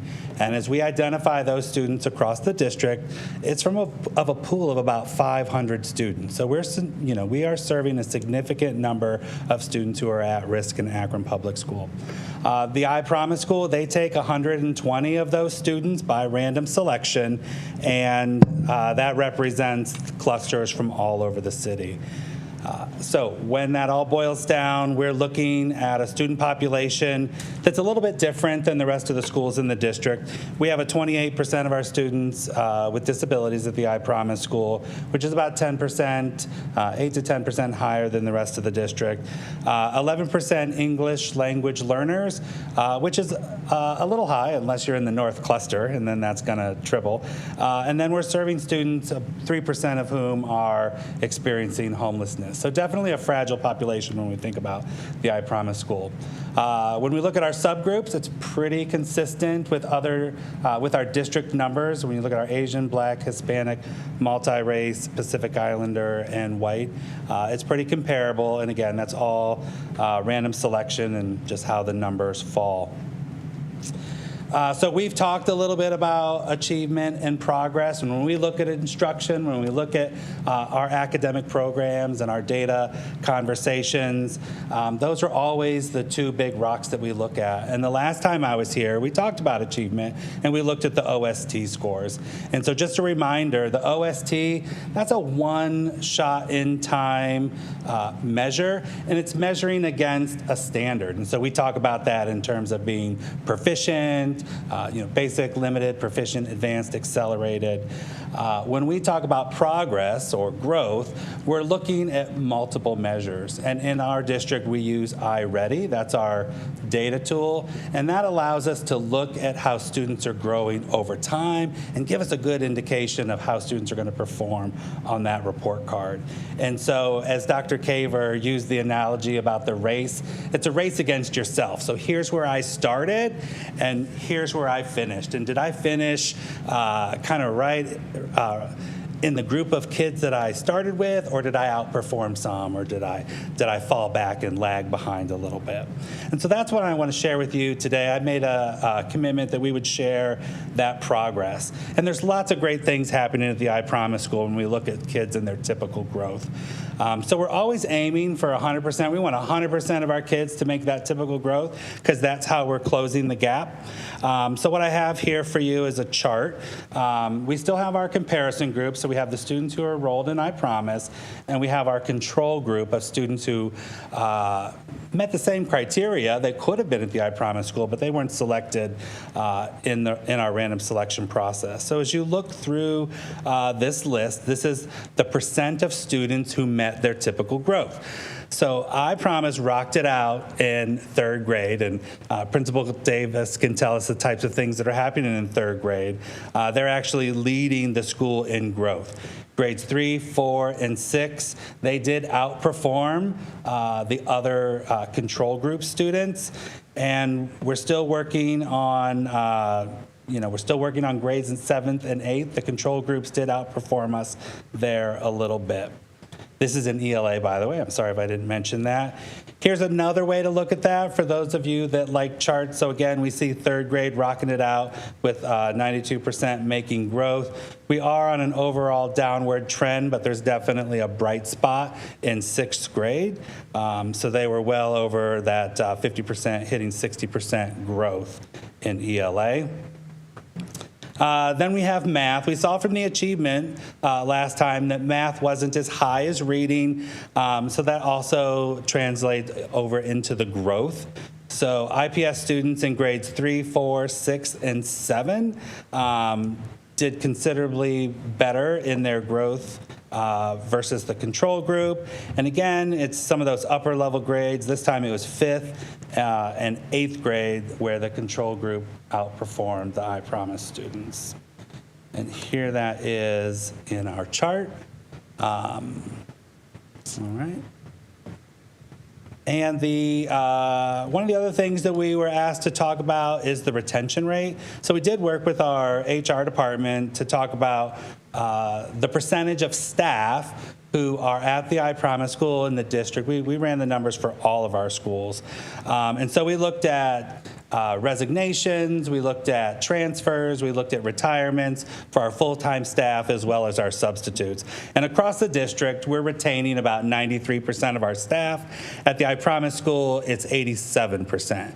Now, when we looked at other schools, middle school and elementary, it was fairly, what's the word I'm looking at? It was similar across other schools, the same size, same socioeconomic status. So no great differences there.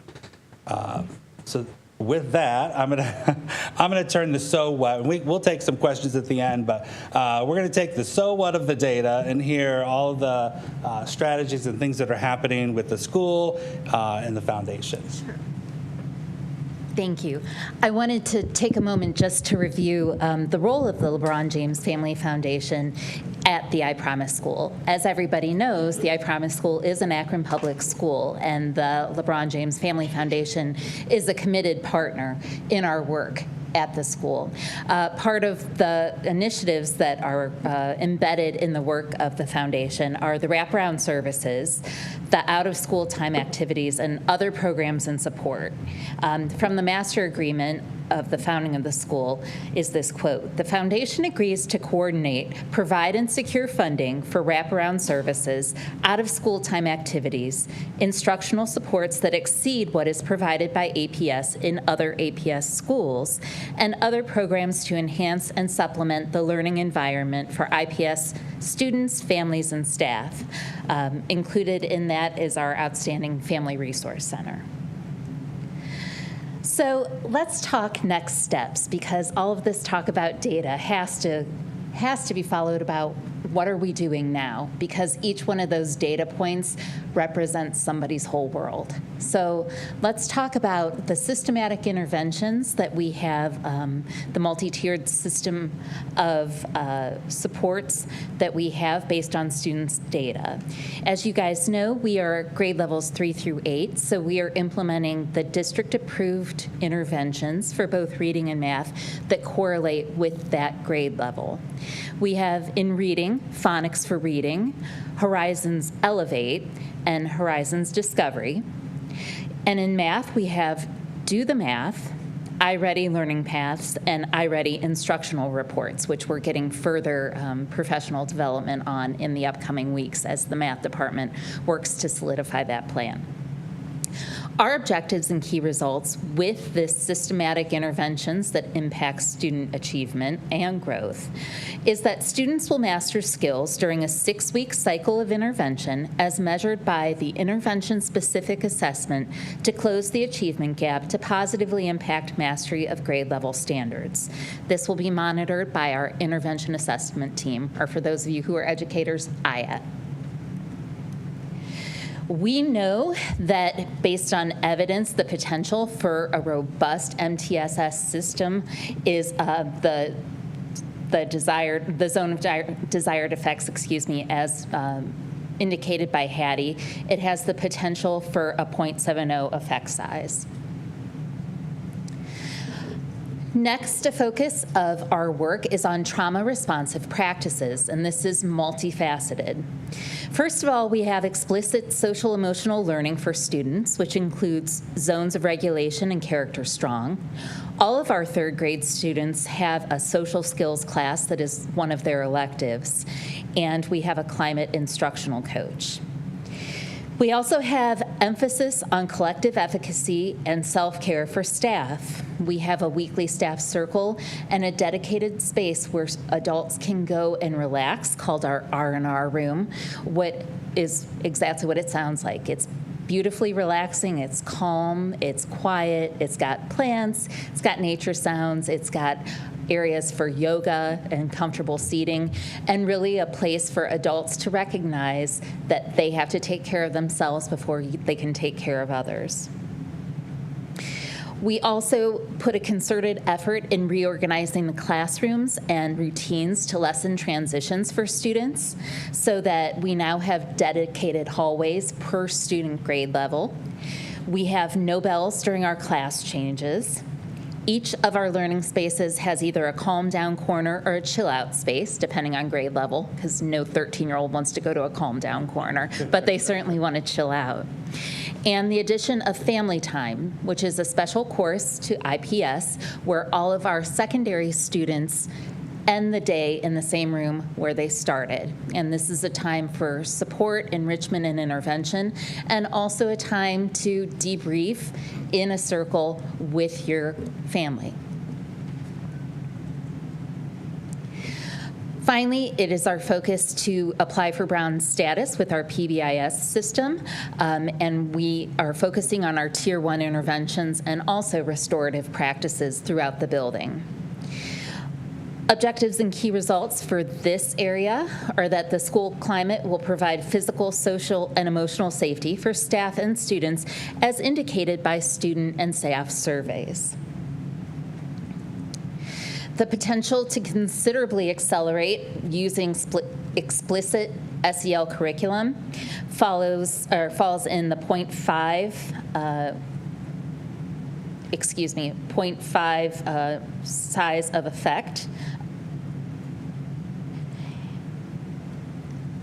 Finally, we're going to focus on teacher clarity as far as it goes with an instructional strategy with all I Promise staff.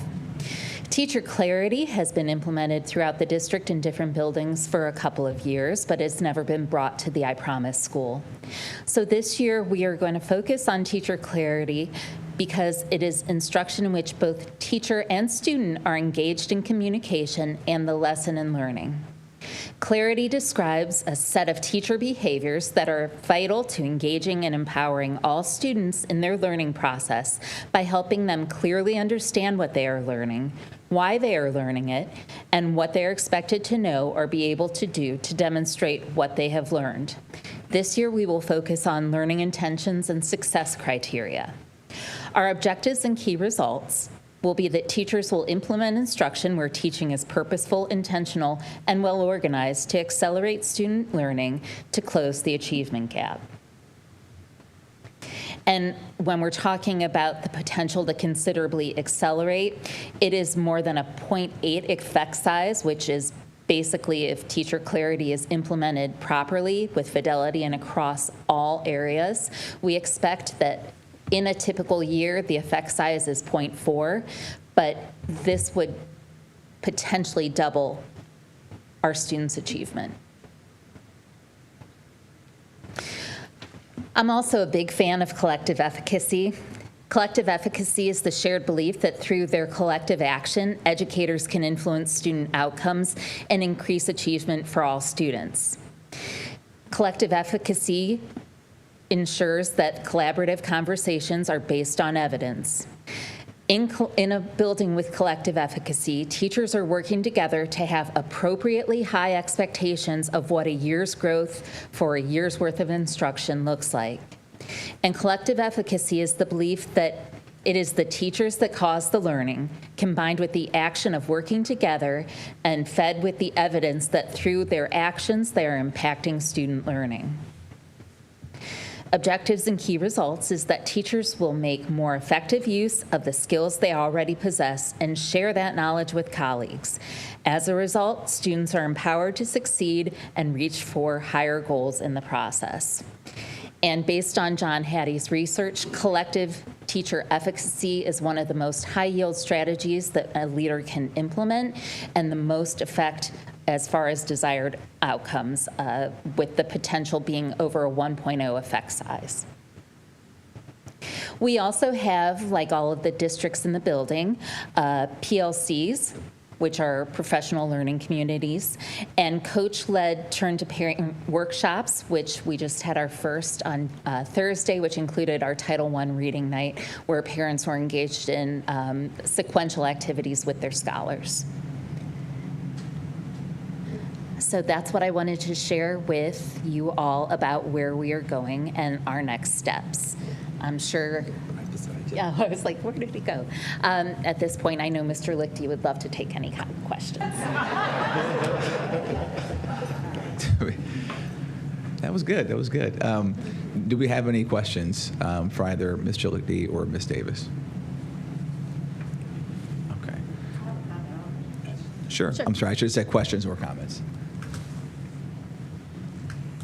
First, thank you, Ms. Davis, for this presentation. Thank you, Mr. Lichty, also, because it's very good information and excellent strategies. And even with when you talk about the teacher collective efficacy, I think just in my interactions, I've not been to I Promise, but I know some people that's connected with that and through the foundation, and it seems like that's already like a bedrock of them organizationally within the school. So I'm excited about the intentionality with you putting on paper and see what happens in this space. But I'm very excited. I think this is a wonderful presentation with great research-based strategies that we know are proven and successful, and you can double the gains. So that's what I'm even more excited about.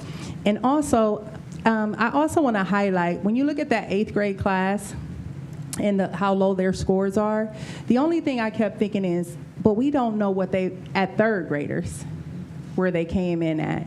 Because we know that I Promise typically takes learners that are 2 years behind. But that's an average.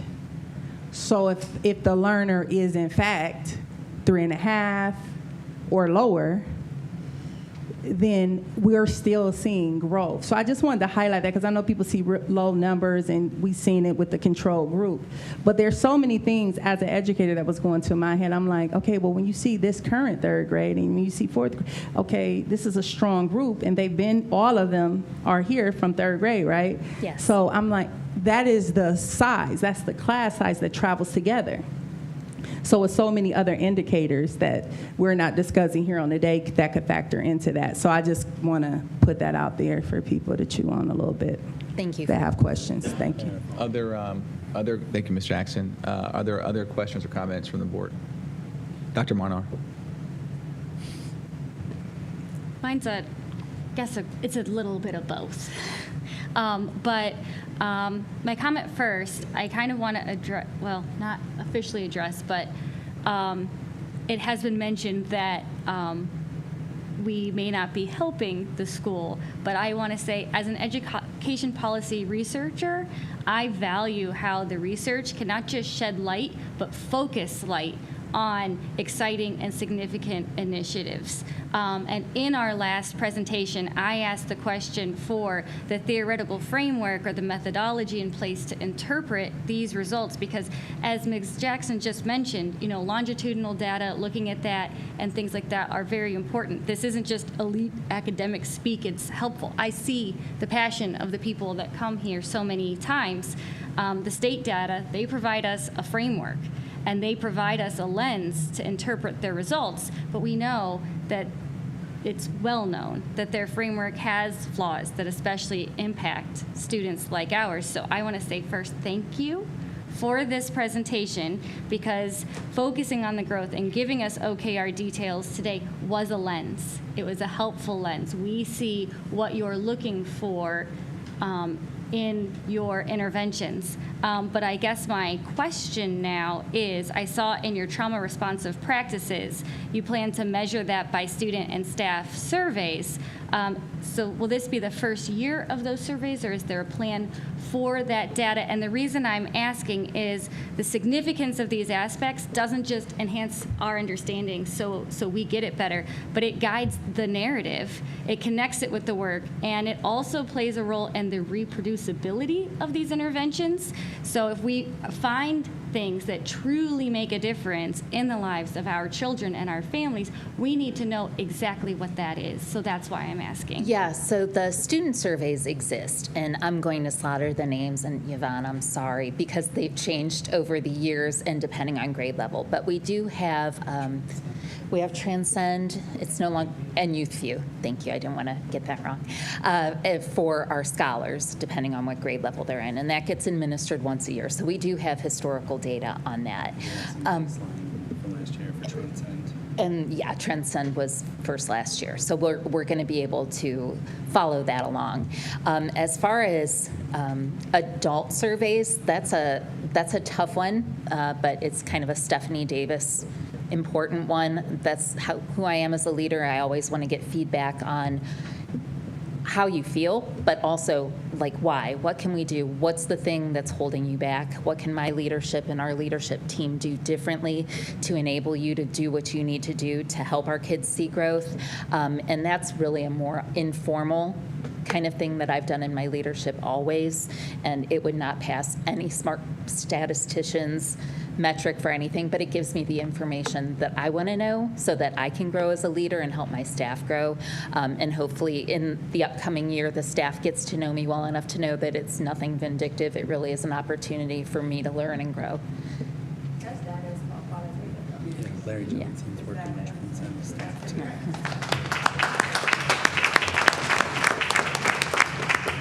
Are there other questions or comments? Yes, Ms. McKittrick. So this is a bit, well, a question.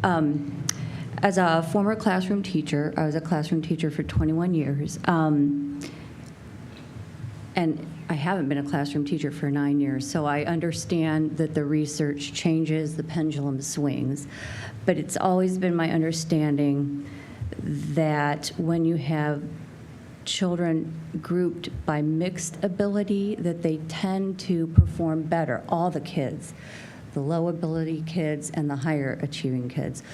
And while I understand the mission of the I Promise School to help those kids who are farther behind, I'm wondering why we haven't considered adding some kids with higher abilities into that mix. Thank you. So I think that that's a valid question for another time. I wasn't around at the inception of the building, but I can tell you just because a student is low achieving doesn't mean that they're a low student. Yeah. No, I'm sorry. Don't misunderstand me. I'm talking about ability. I'm not talking about achievement. I'm talking about lower ability students grouped together with different medium and higher ability students. So, and I hear what you're saying. It's my belief that if we intervene, your sentence is going to have a yet on there. They're not high achieving yet. But we're going to put the things in place with laser-like focus that they need to get them where they need to be, to fill in the Swiss cheese that is their foundational knowledge and grow them to where they can be high achieving and remediate just in time so that they can continue to grow at grade level. Are there other questions? Ms. Jackson. Just as a point of clarification, and thank you, Ms. Davis, and I'm going to land this plane, but it's all layered, right? Because even these kids, this pool of kids that go to I Promise, when you pull their data, they're all going to be at different levels, what we just seen with the data and the test scores, right? And so you have something called the Pygmalion effect, like self-fulfilling prophecy, right? What they see they can be, what you feed is what will grow. Like they said, the marathon continues, right? So we're going forward, and it's just layering. The same kids together in this building at all different levels with the expectation of what they can do. Because what you feed is what will grow.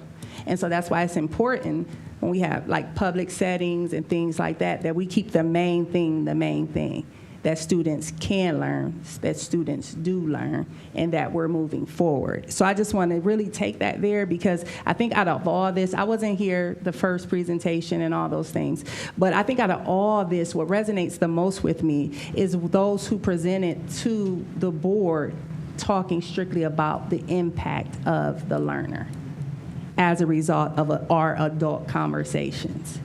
Because we want them, the self-fulfilling prophecy we want them to have is that they are going to be great, they have the opportunity to be great, they're accountable to be great. And so I just wanted to piggyback on that, because I'm very passionate about that, and I think it's important that we keep the main thing is this is the idea, this was the vision of the school. Right. And it's okay. A It's just school like, that's still in its infancy, by the way. yes, and just like we have this Akron early colleges, just like we have STEM, and it's an expectation of how those learners are going to perform. It's an expectation that I Promise they can, and we're putting them in an environment with these wraparound services that we know historically and data-wise have caused students to perform below level, right?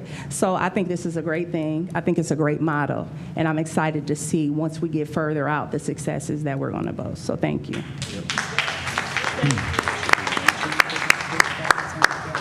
Are there other questions or comments from board members? Mr. Alexander. I kind of want to echo what you're saying, Ms. Jackson, as well, because I know Mrs. Davis, and I've worked with her a number of years, and I know the work she's done. So I do believe, and I'm not going to say I do believe, I know that things are going to get better, and I promise. They're not going to go backwards. They're going to move forward with the work that she does with the teachers, with the students, and the work that she does. They are going to get better. And I'll lay on the sword for that if they don't. So you can blame me, but they will get better. All right, thank you. Thank you, Mr. Alexander. Are there other questions or comments from board members? Okay, I have some questions and comments. And I believe that these are clarifying questions. So, Mr. Lichty, so I know on the very first slide you were going through the random selection component. Yeah. So just for clarification's sake, you mentioned that there's about 120 students from this list. How big is the list exactly? I mean, just ballpark, is it? Yeah, so we start off with about 1,500 students in second grade each year, and then about 500 of our students are at risk at 2 years or below. Okay. And then we take 120 out of that 500. Okay. And it fluctuates. Gotcha. So there's about 500 kids at third grade that qualify and could be selected. Correct. They meet all the at-risk criteria that you just articulated, but we only are able to take 120. Right. Got to keep them under one roof. Roger that. Okay. And so that control group, to your point, was the students who were not able to get in because there's just not enough slots. Correct. Right. Okay. Gotcha. So that's my first question. My second question was, so growth is hard, right? I mean, and that's why I was asking so many questions, because I want to make sure that I have a proper understanding of growth and how we're defining it. And so I guess my second question was going to be, it's on the growth slide. And it doesn't matter which one you go to. It's maybe the ELA slide's fine. But when that number says, for example, and look at third grade and IPS is 92%, control is 83. What does 92 mean? Does that mean that 92% of the students were 100% growth? Or does that mean that the average for that class was 90% growth? I guess if you could just clarify. Sure. Yeah. So probably the easiest way to say that, right? Every student is running their own race. Right. We want them to finish meeting. We want them to finish in the pack. I'm going to keep using Dr. Kaver's analogy. And so 92% of the kids, they finished the race with the same group of kids they started. So 92% of them made that year's worth of education in a year's time. 8% did not. So there's some work to do. And to your point, ideally we want to even exceed growth because we want to close the gaps. Well, I mean, that's what I'm saying before. I want to, I know some think the board isn't fairly evaluating here, and I think that's why we're trying to ask these questions, right? Like, every kid on here could be 100% in both the control group and the I Promise group.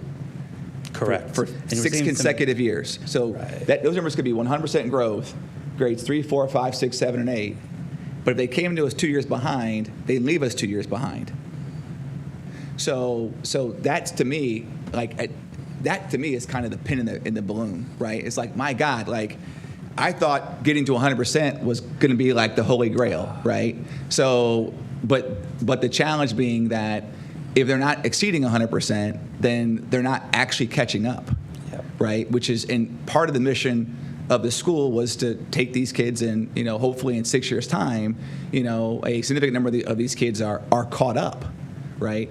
And the same thing goes for the control group, right? Like, my comments are not targeting the I Promise school. I'm saying it's the same thing I would say about the control group, right? These students, because initially I thought, well, 80%, that's great. 90%, that's great. But if it's not 100%, 5 years, 6 years in a row, 100% 6 years in a row, they leave us 2 years behind.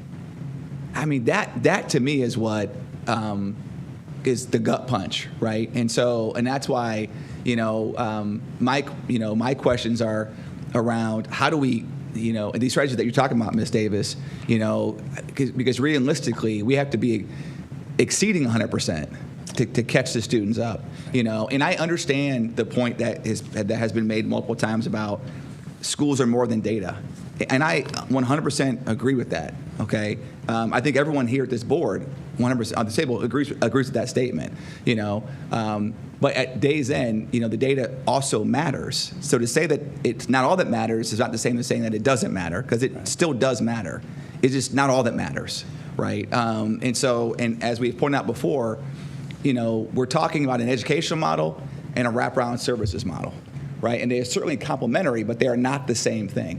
So a lot of our conversation today has been around the educational model, because we know that the wraparound model was in place. I mean, because we know what the I Promise Foundation, the LeBron James Family Foundation has been doing. So we know that the wraparound services piece, that is on point, right? So now it's on APS, it's incumbent upon the APS side of the partnership, right? So how do we continue the work that allows us to benefit from this robust wraparound model that we have in place, right? So, I just wanted to say that. And then I think my last question was just going to be around, and you forgive me, I don't do educational research, and so I just want to make sure. So with regard to you kept saying the effect size, and I interpret effect size to mean likelihood to have an impact, positive impact. Yep. So if I have a 0.7, I mean 70% chance that I'd have a positive impact.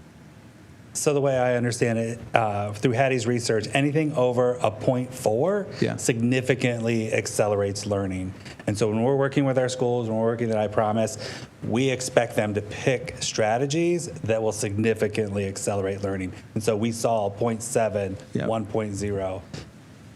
Gotcha. And so I just had my penultimate question is actually for Ms. Davis. On the teacher clarity slide, you talked about the 0.8 effect size, and you said that that if exercised to supreme fidelity, that done right, that we would double student achievement. Did you mean double their growth or double their achievement? I just want to make sure I understand what you were getting at. So that 0.8, and I forget from the research exactly. I think it's 0.82, but I could be wrong. Right.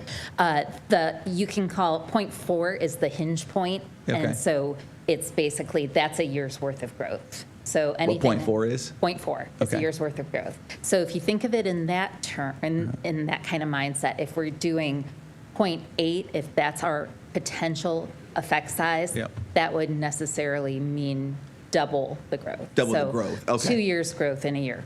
Hopefully. Okay. Well, no, because that's why my ears perked up. I'm like, wait a minute, because I'm thinking in my head that I have to have plus 100% growth in order to start catching up, right? So if this is a tactic that's going to get us over 100%, I'm 100% for it. I think we're all in for that. Not instantly. Not instantly. Yes. Right. And I know as well. I also understand. I see the signs in the audience that this is not a sprint; it's a marathon. Absolutely. Right. And I think that, so again, I can agree with that, and also say that our students don't have 5 years to spend in third grade, right? So they get one shot at each of these grades, and then they're moving on. So if it takes us 10 years to get to where we want to get to, that's great that we're actually going to get there, but there's a lot of students along the way that we didn't get to where we wanted to get them to.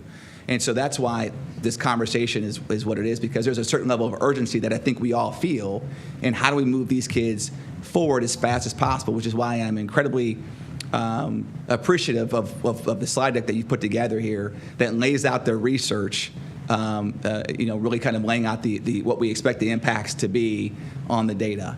And then, Ms. McKittrick's point, I think, is well taken. There's a lot of research out there that talks about, mixing, we've mainstreamed kids with learning disabilities and things like that. Probably 30 years of data around that talks about the positive impacts of that. So I would echo her sentiment. I think that, at some point, probably very soon, we're going to need to have a conversation about, because we started capping the IEP kids at primary school. We did that so that way we were more closely mirroring the district, right, to make it more fair in part two. And so to Ms. McKittrick's point, it may be worth having the conversation, not tonight, we're not going to solve this tonight, but it may be worth having the conversation about because if we've got 500 kids, in the district, there are probably more students that meet every other criteria, except for they're not in the bottom 25%. Right, but they meet every other risk issue as well, and so there's probably room to have that conversation. Not tonight, obviously, but just wanted to say that out loud. But let me just conclude by saying that I thank you for doing this. This was a fantastic presentation, Ms. Davis. I think we're very excited about your leadership in that building, and I've already been out there once. I love this. I love the sign on your desk that says "I'm not bossy, but I'm the boss." I like that. I like that as well. So looking forward to spending more time out there with you all and seeing you guys move things forward. So So thank you again for your time. Appreciate it. Thank you for being here.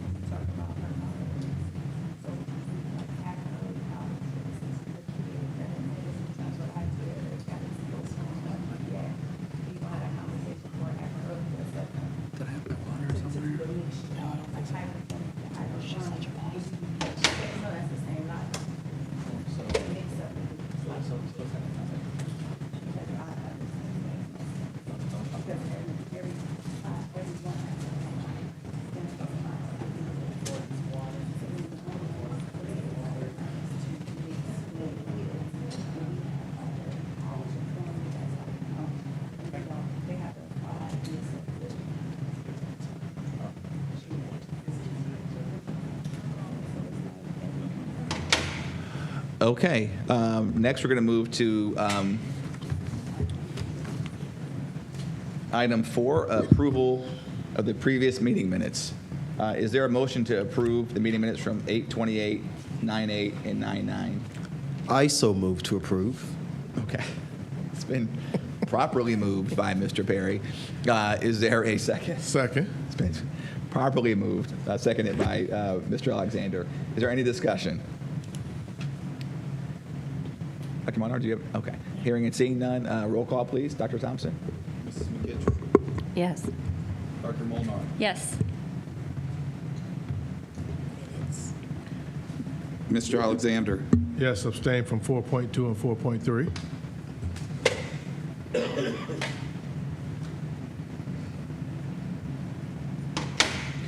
Mrs. Autry? Yes. Dr. Hall? Aye. Ms. Jackson? Yes. Mr. Perry? Yes. Motion 4.1 carries 7-0. Items 4.2, 4.3 carry 6-0 with 1 abstention. Thank you, Dr. Thompson. Next, we'll move to personal recommendations. Dr. Robinson. Thank you, Dr. Hall. Just want to recognize that we now have a new executive director for HR, which we will be transforming that name to Human Capital. We are pleased to announce that Ms. Yamini Atkins will be joining Akron Public Schools Department of what will be Human Capital.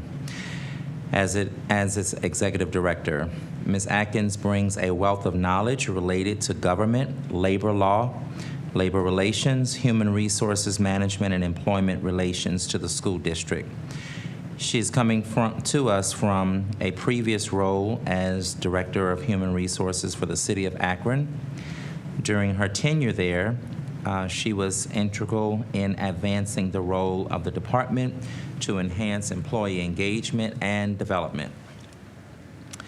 She has served as a United States Federal Commissioner with U.S. Federal Mediation and Conciliation Services, FMCS, where she acted as a mediator and assisted in resolving multiple cases of conflict and complex negotiation issues between labor unions and management in both the private and public sector.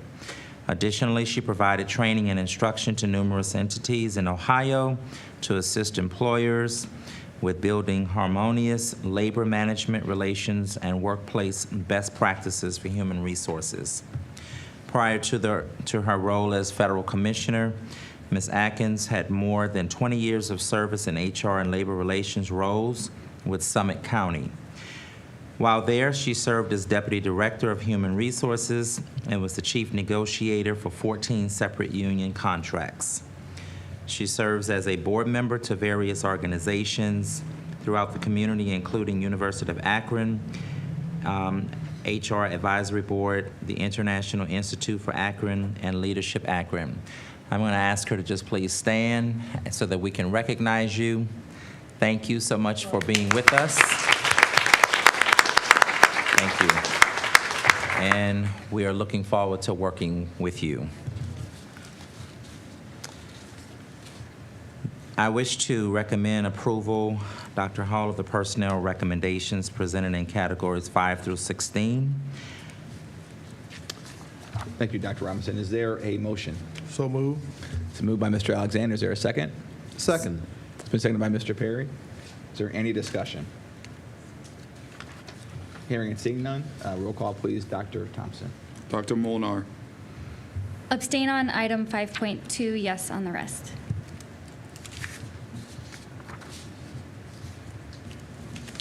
Mr. Alexander. Yes. Mrs. Autry. Yes. Dr. Hall. Aye. Ms. Jackson. No on 5.8, yes on the rest. Mr. Perry. Yes. Mrs. McKittrick. Yes. So with the except on item 5.2 only, carry 6-0 with one abstention. On 5.8 only, it's 6-1 carries. The balance is 7-0. Thank you, Dr. Thompson. Next, we move to our consent agenda. Dr. Robinson. Thank you, President Hall. I wish to recommend the approval of the resolutions and motions presented in Category 21. They're in proper format, and I move their approval. Thank you, Dr. Robinson. Is there a motion? So moved. Okay, it's been properly moved by Ms. McKittrick. Is there a second? Second. Seconded by Vice President Autry. Is there any discussion? Hearing and seeing none, roll call, please. Dr. Thompson. Mr. Alexander. Yes. Mrs. Autry. Yes. Dr. Hall. Aye. Ms. Jackson. Yes. Mr. Perry. Yes. Mrs. McKittrick. Yes. Dr. Molnar. Yes. Finally, an easy one. Carry 7-0. Thank you, Dr. Thompson. Next, we'll move to item 23, Business Affairs Recommendations. Dr. Robinson. Thank you, Dr. Hall. I wish to recommend the approval of business affairs recommendations presented in Category 23. Is there a motion to approve item 23? I move to approve. It's been moved by Mr. Perry. Is there a second? Second. It's been seconded by Vice President Autry. Is there any discussion? Hearing and seeing none, roll call, please. Dr. Hall. Aye. Ms. Jackson. Yes. Mr. Perry. Yes. Mrs. McKittrick. Yes. Dr. Molnar. Yes. Mr. Alexander. Yes, abstain from 23.2.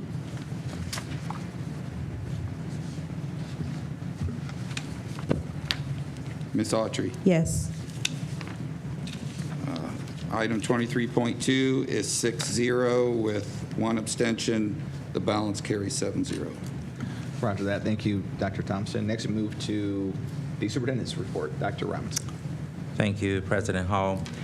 Just want to, once again, because it was already in my notes, to recognize Toby Clifford, Teacher of the Year, and also, again, for being in the top 5 employees of distinction.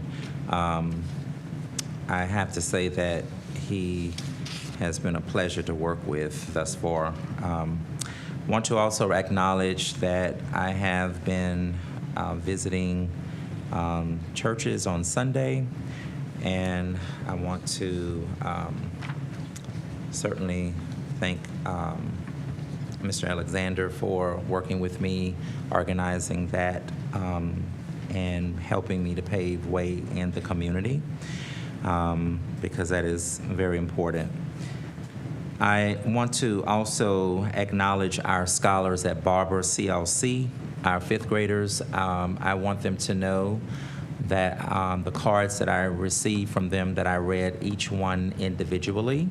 And I have a new stack that was just given to me, so I'll be reading those as well. but I do plan to go over there personally to let them know that I did read them. I do take the time to read those things, so it's not that I got it and didn't read it, because I read each one of them, and I want to thank the principal as well for bringing those to me.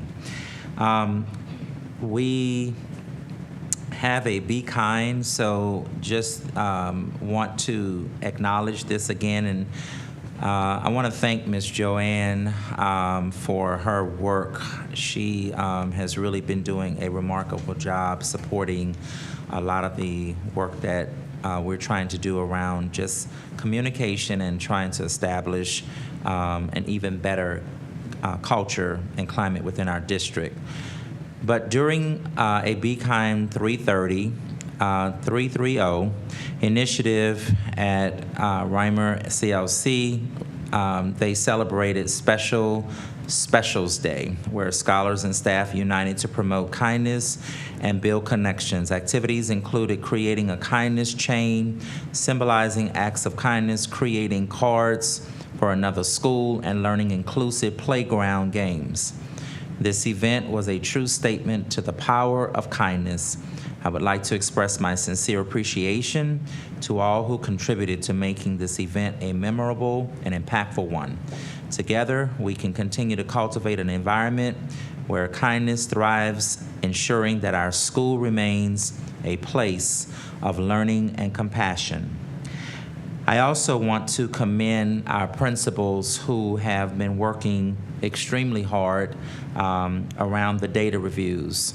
And I also want to thank them for being vulnerable and just being totally honest when they come into those reviews and sharing things that will help us as a central office to get better in the work that we do.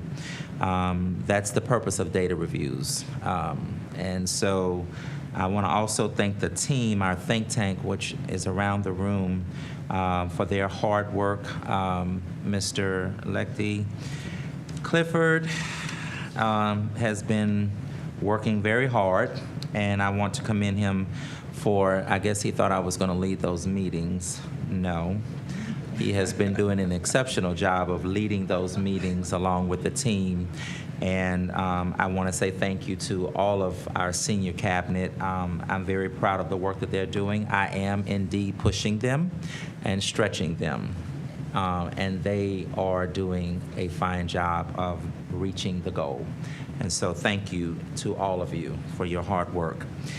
Tomorrow, they are going to be working all day in retreat around the strategic plan.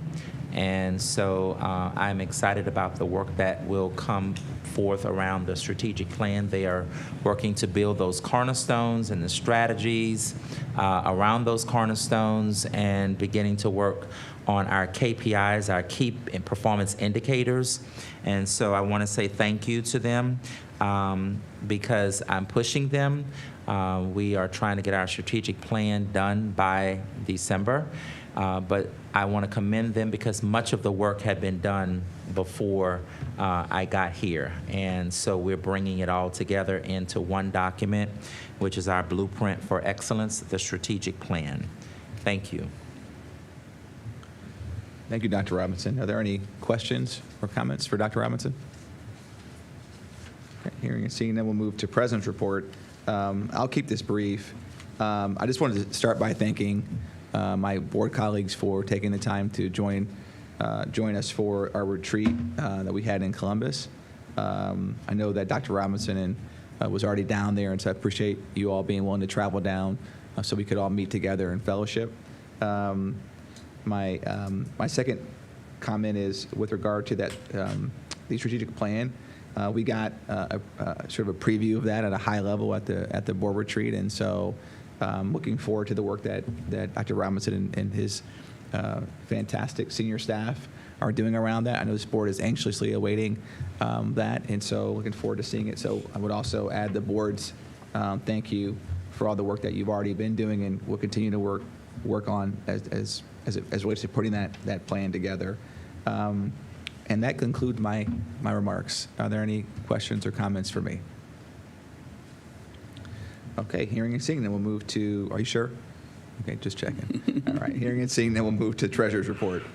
Dr. Thompson. I'll also be brief. This evening, you approved the permanent appropriations, which, for those of you who aren't familiar with that language, it's the budget.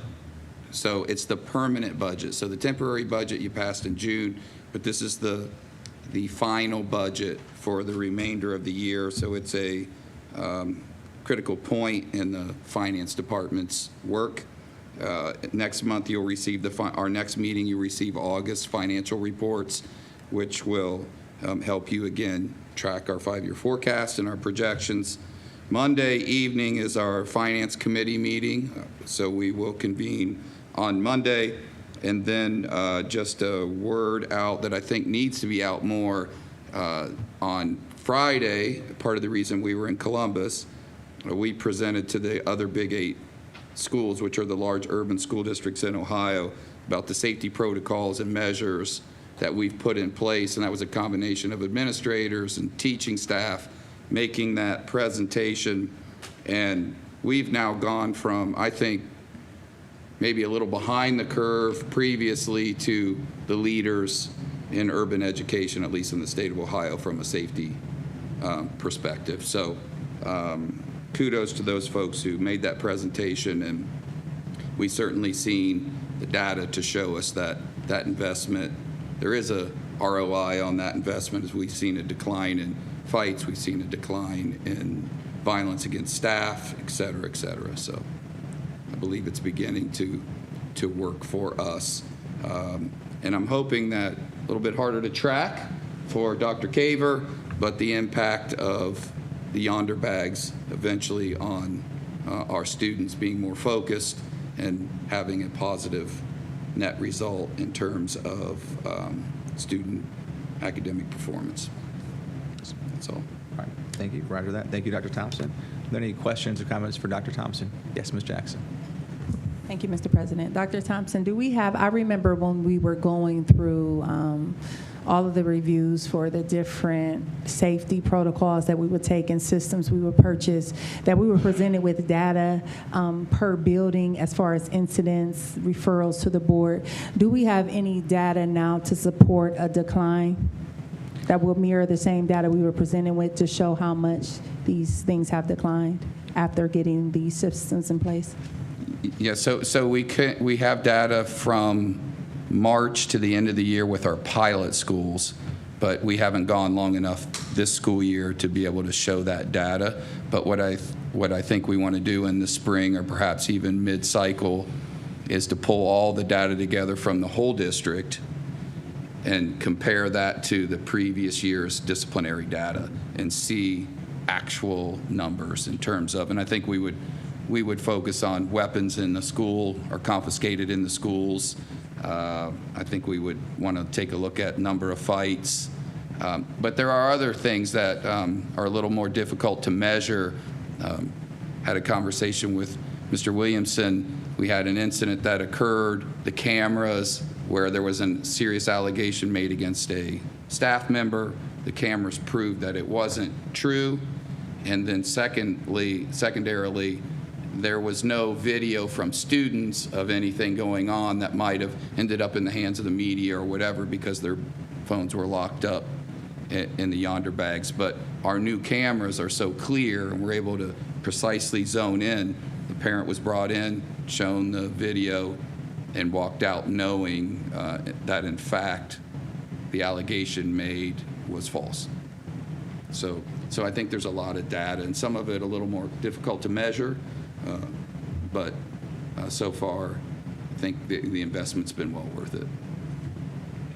Thank you, Dr. Thompson. I think if we just have the comparables, that will be fine, like whatever, the same data that was presented to show the uptick in violence, that exact same data that we were presented to do a direct comparison. Exactly, and I think by semester's end we'd have enough data to make it reliable to some degree. Thank you, Dr. Thompson.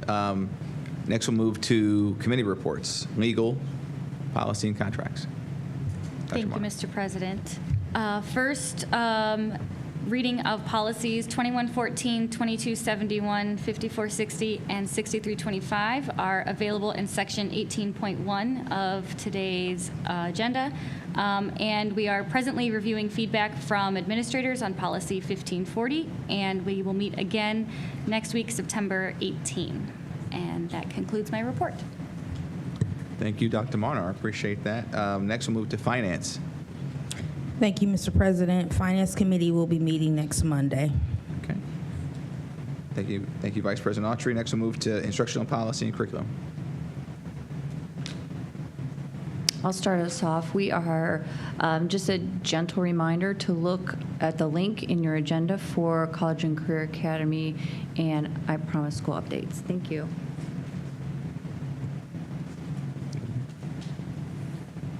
That was pretty much it because we had the preliminary Ohio report card results that was already presented, and that's pretty much it that we had. All right. We'll keep it moving.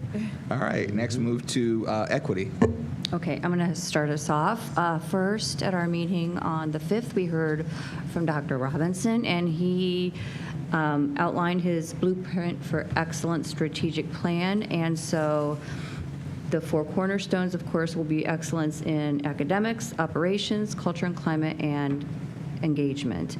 And then we heard from our diversity officer, Dr. Chapman, and I'm really going to squish this down, so forgive me if I skip anything.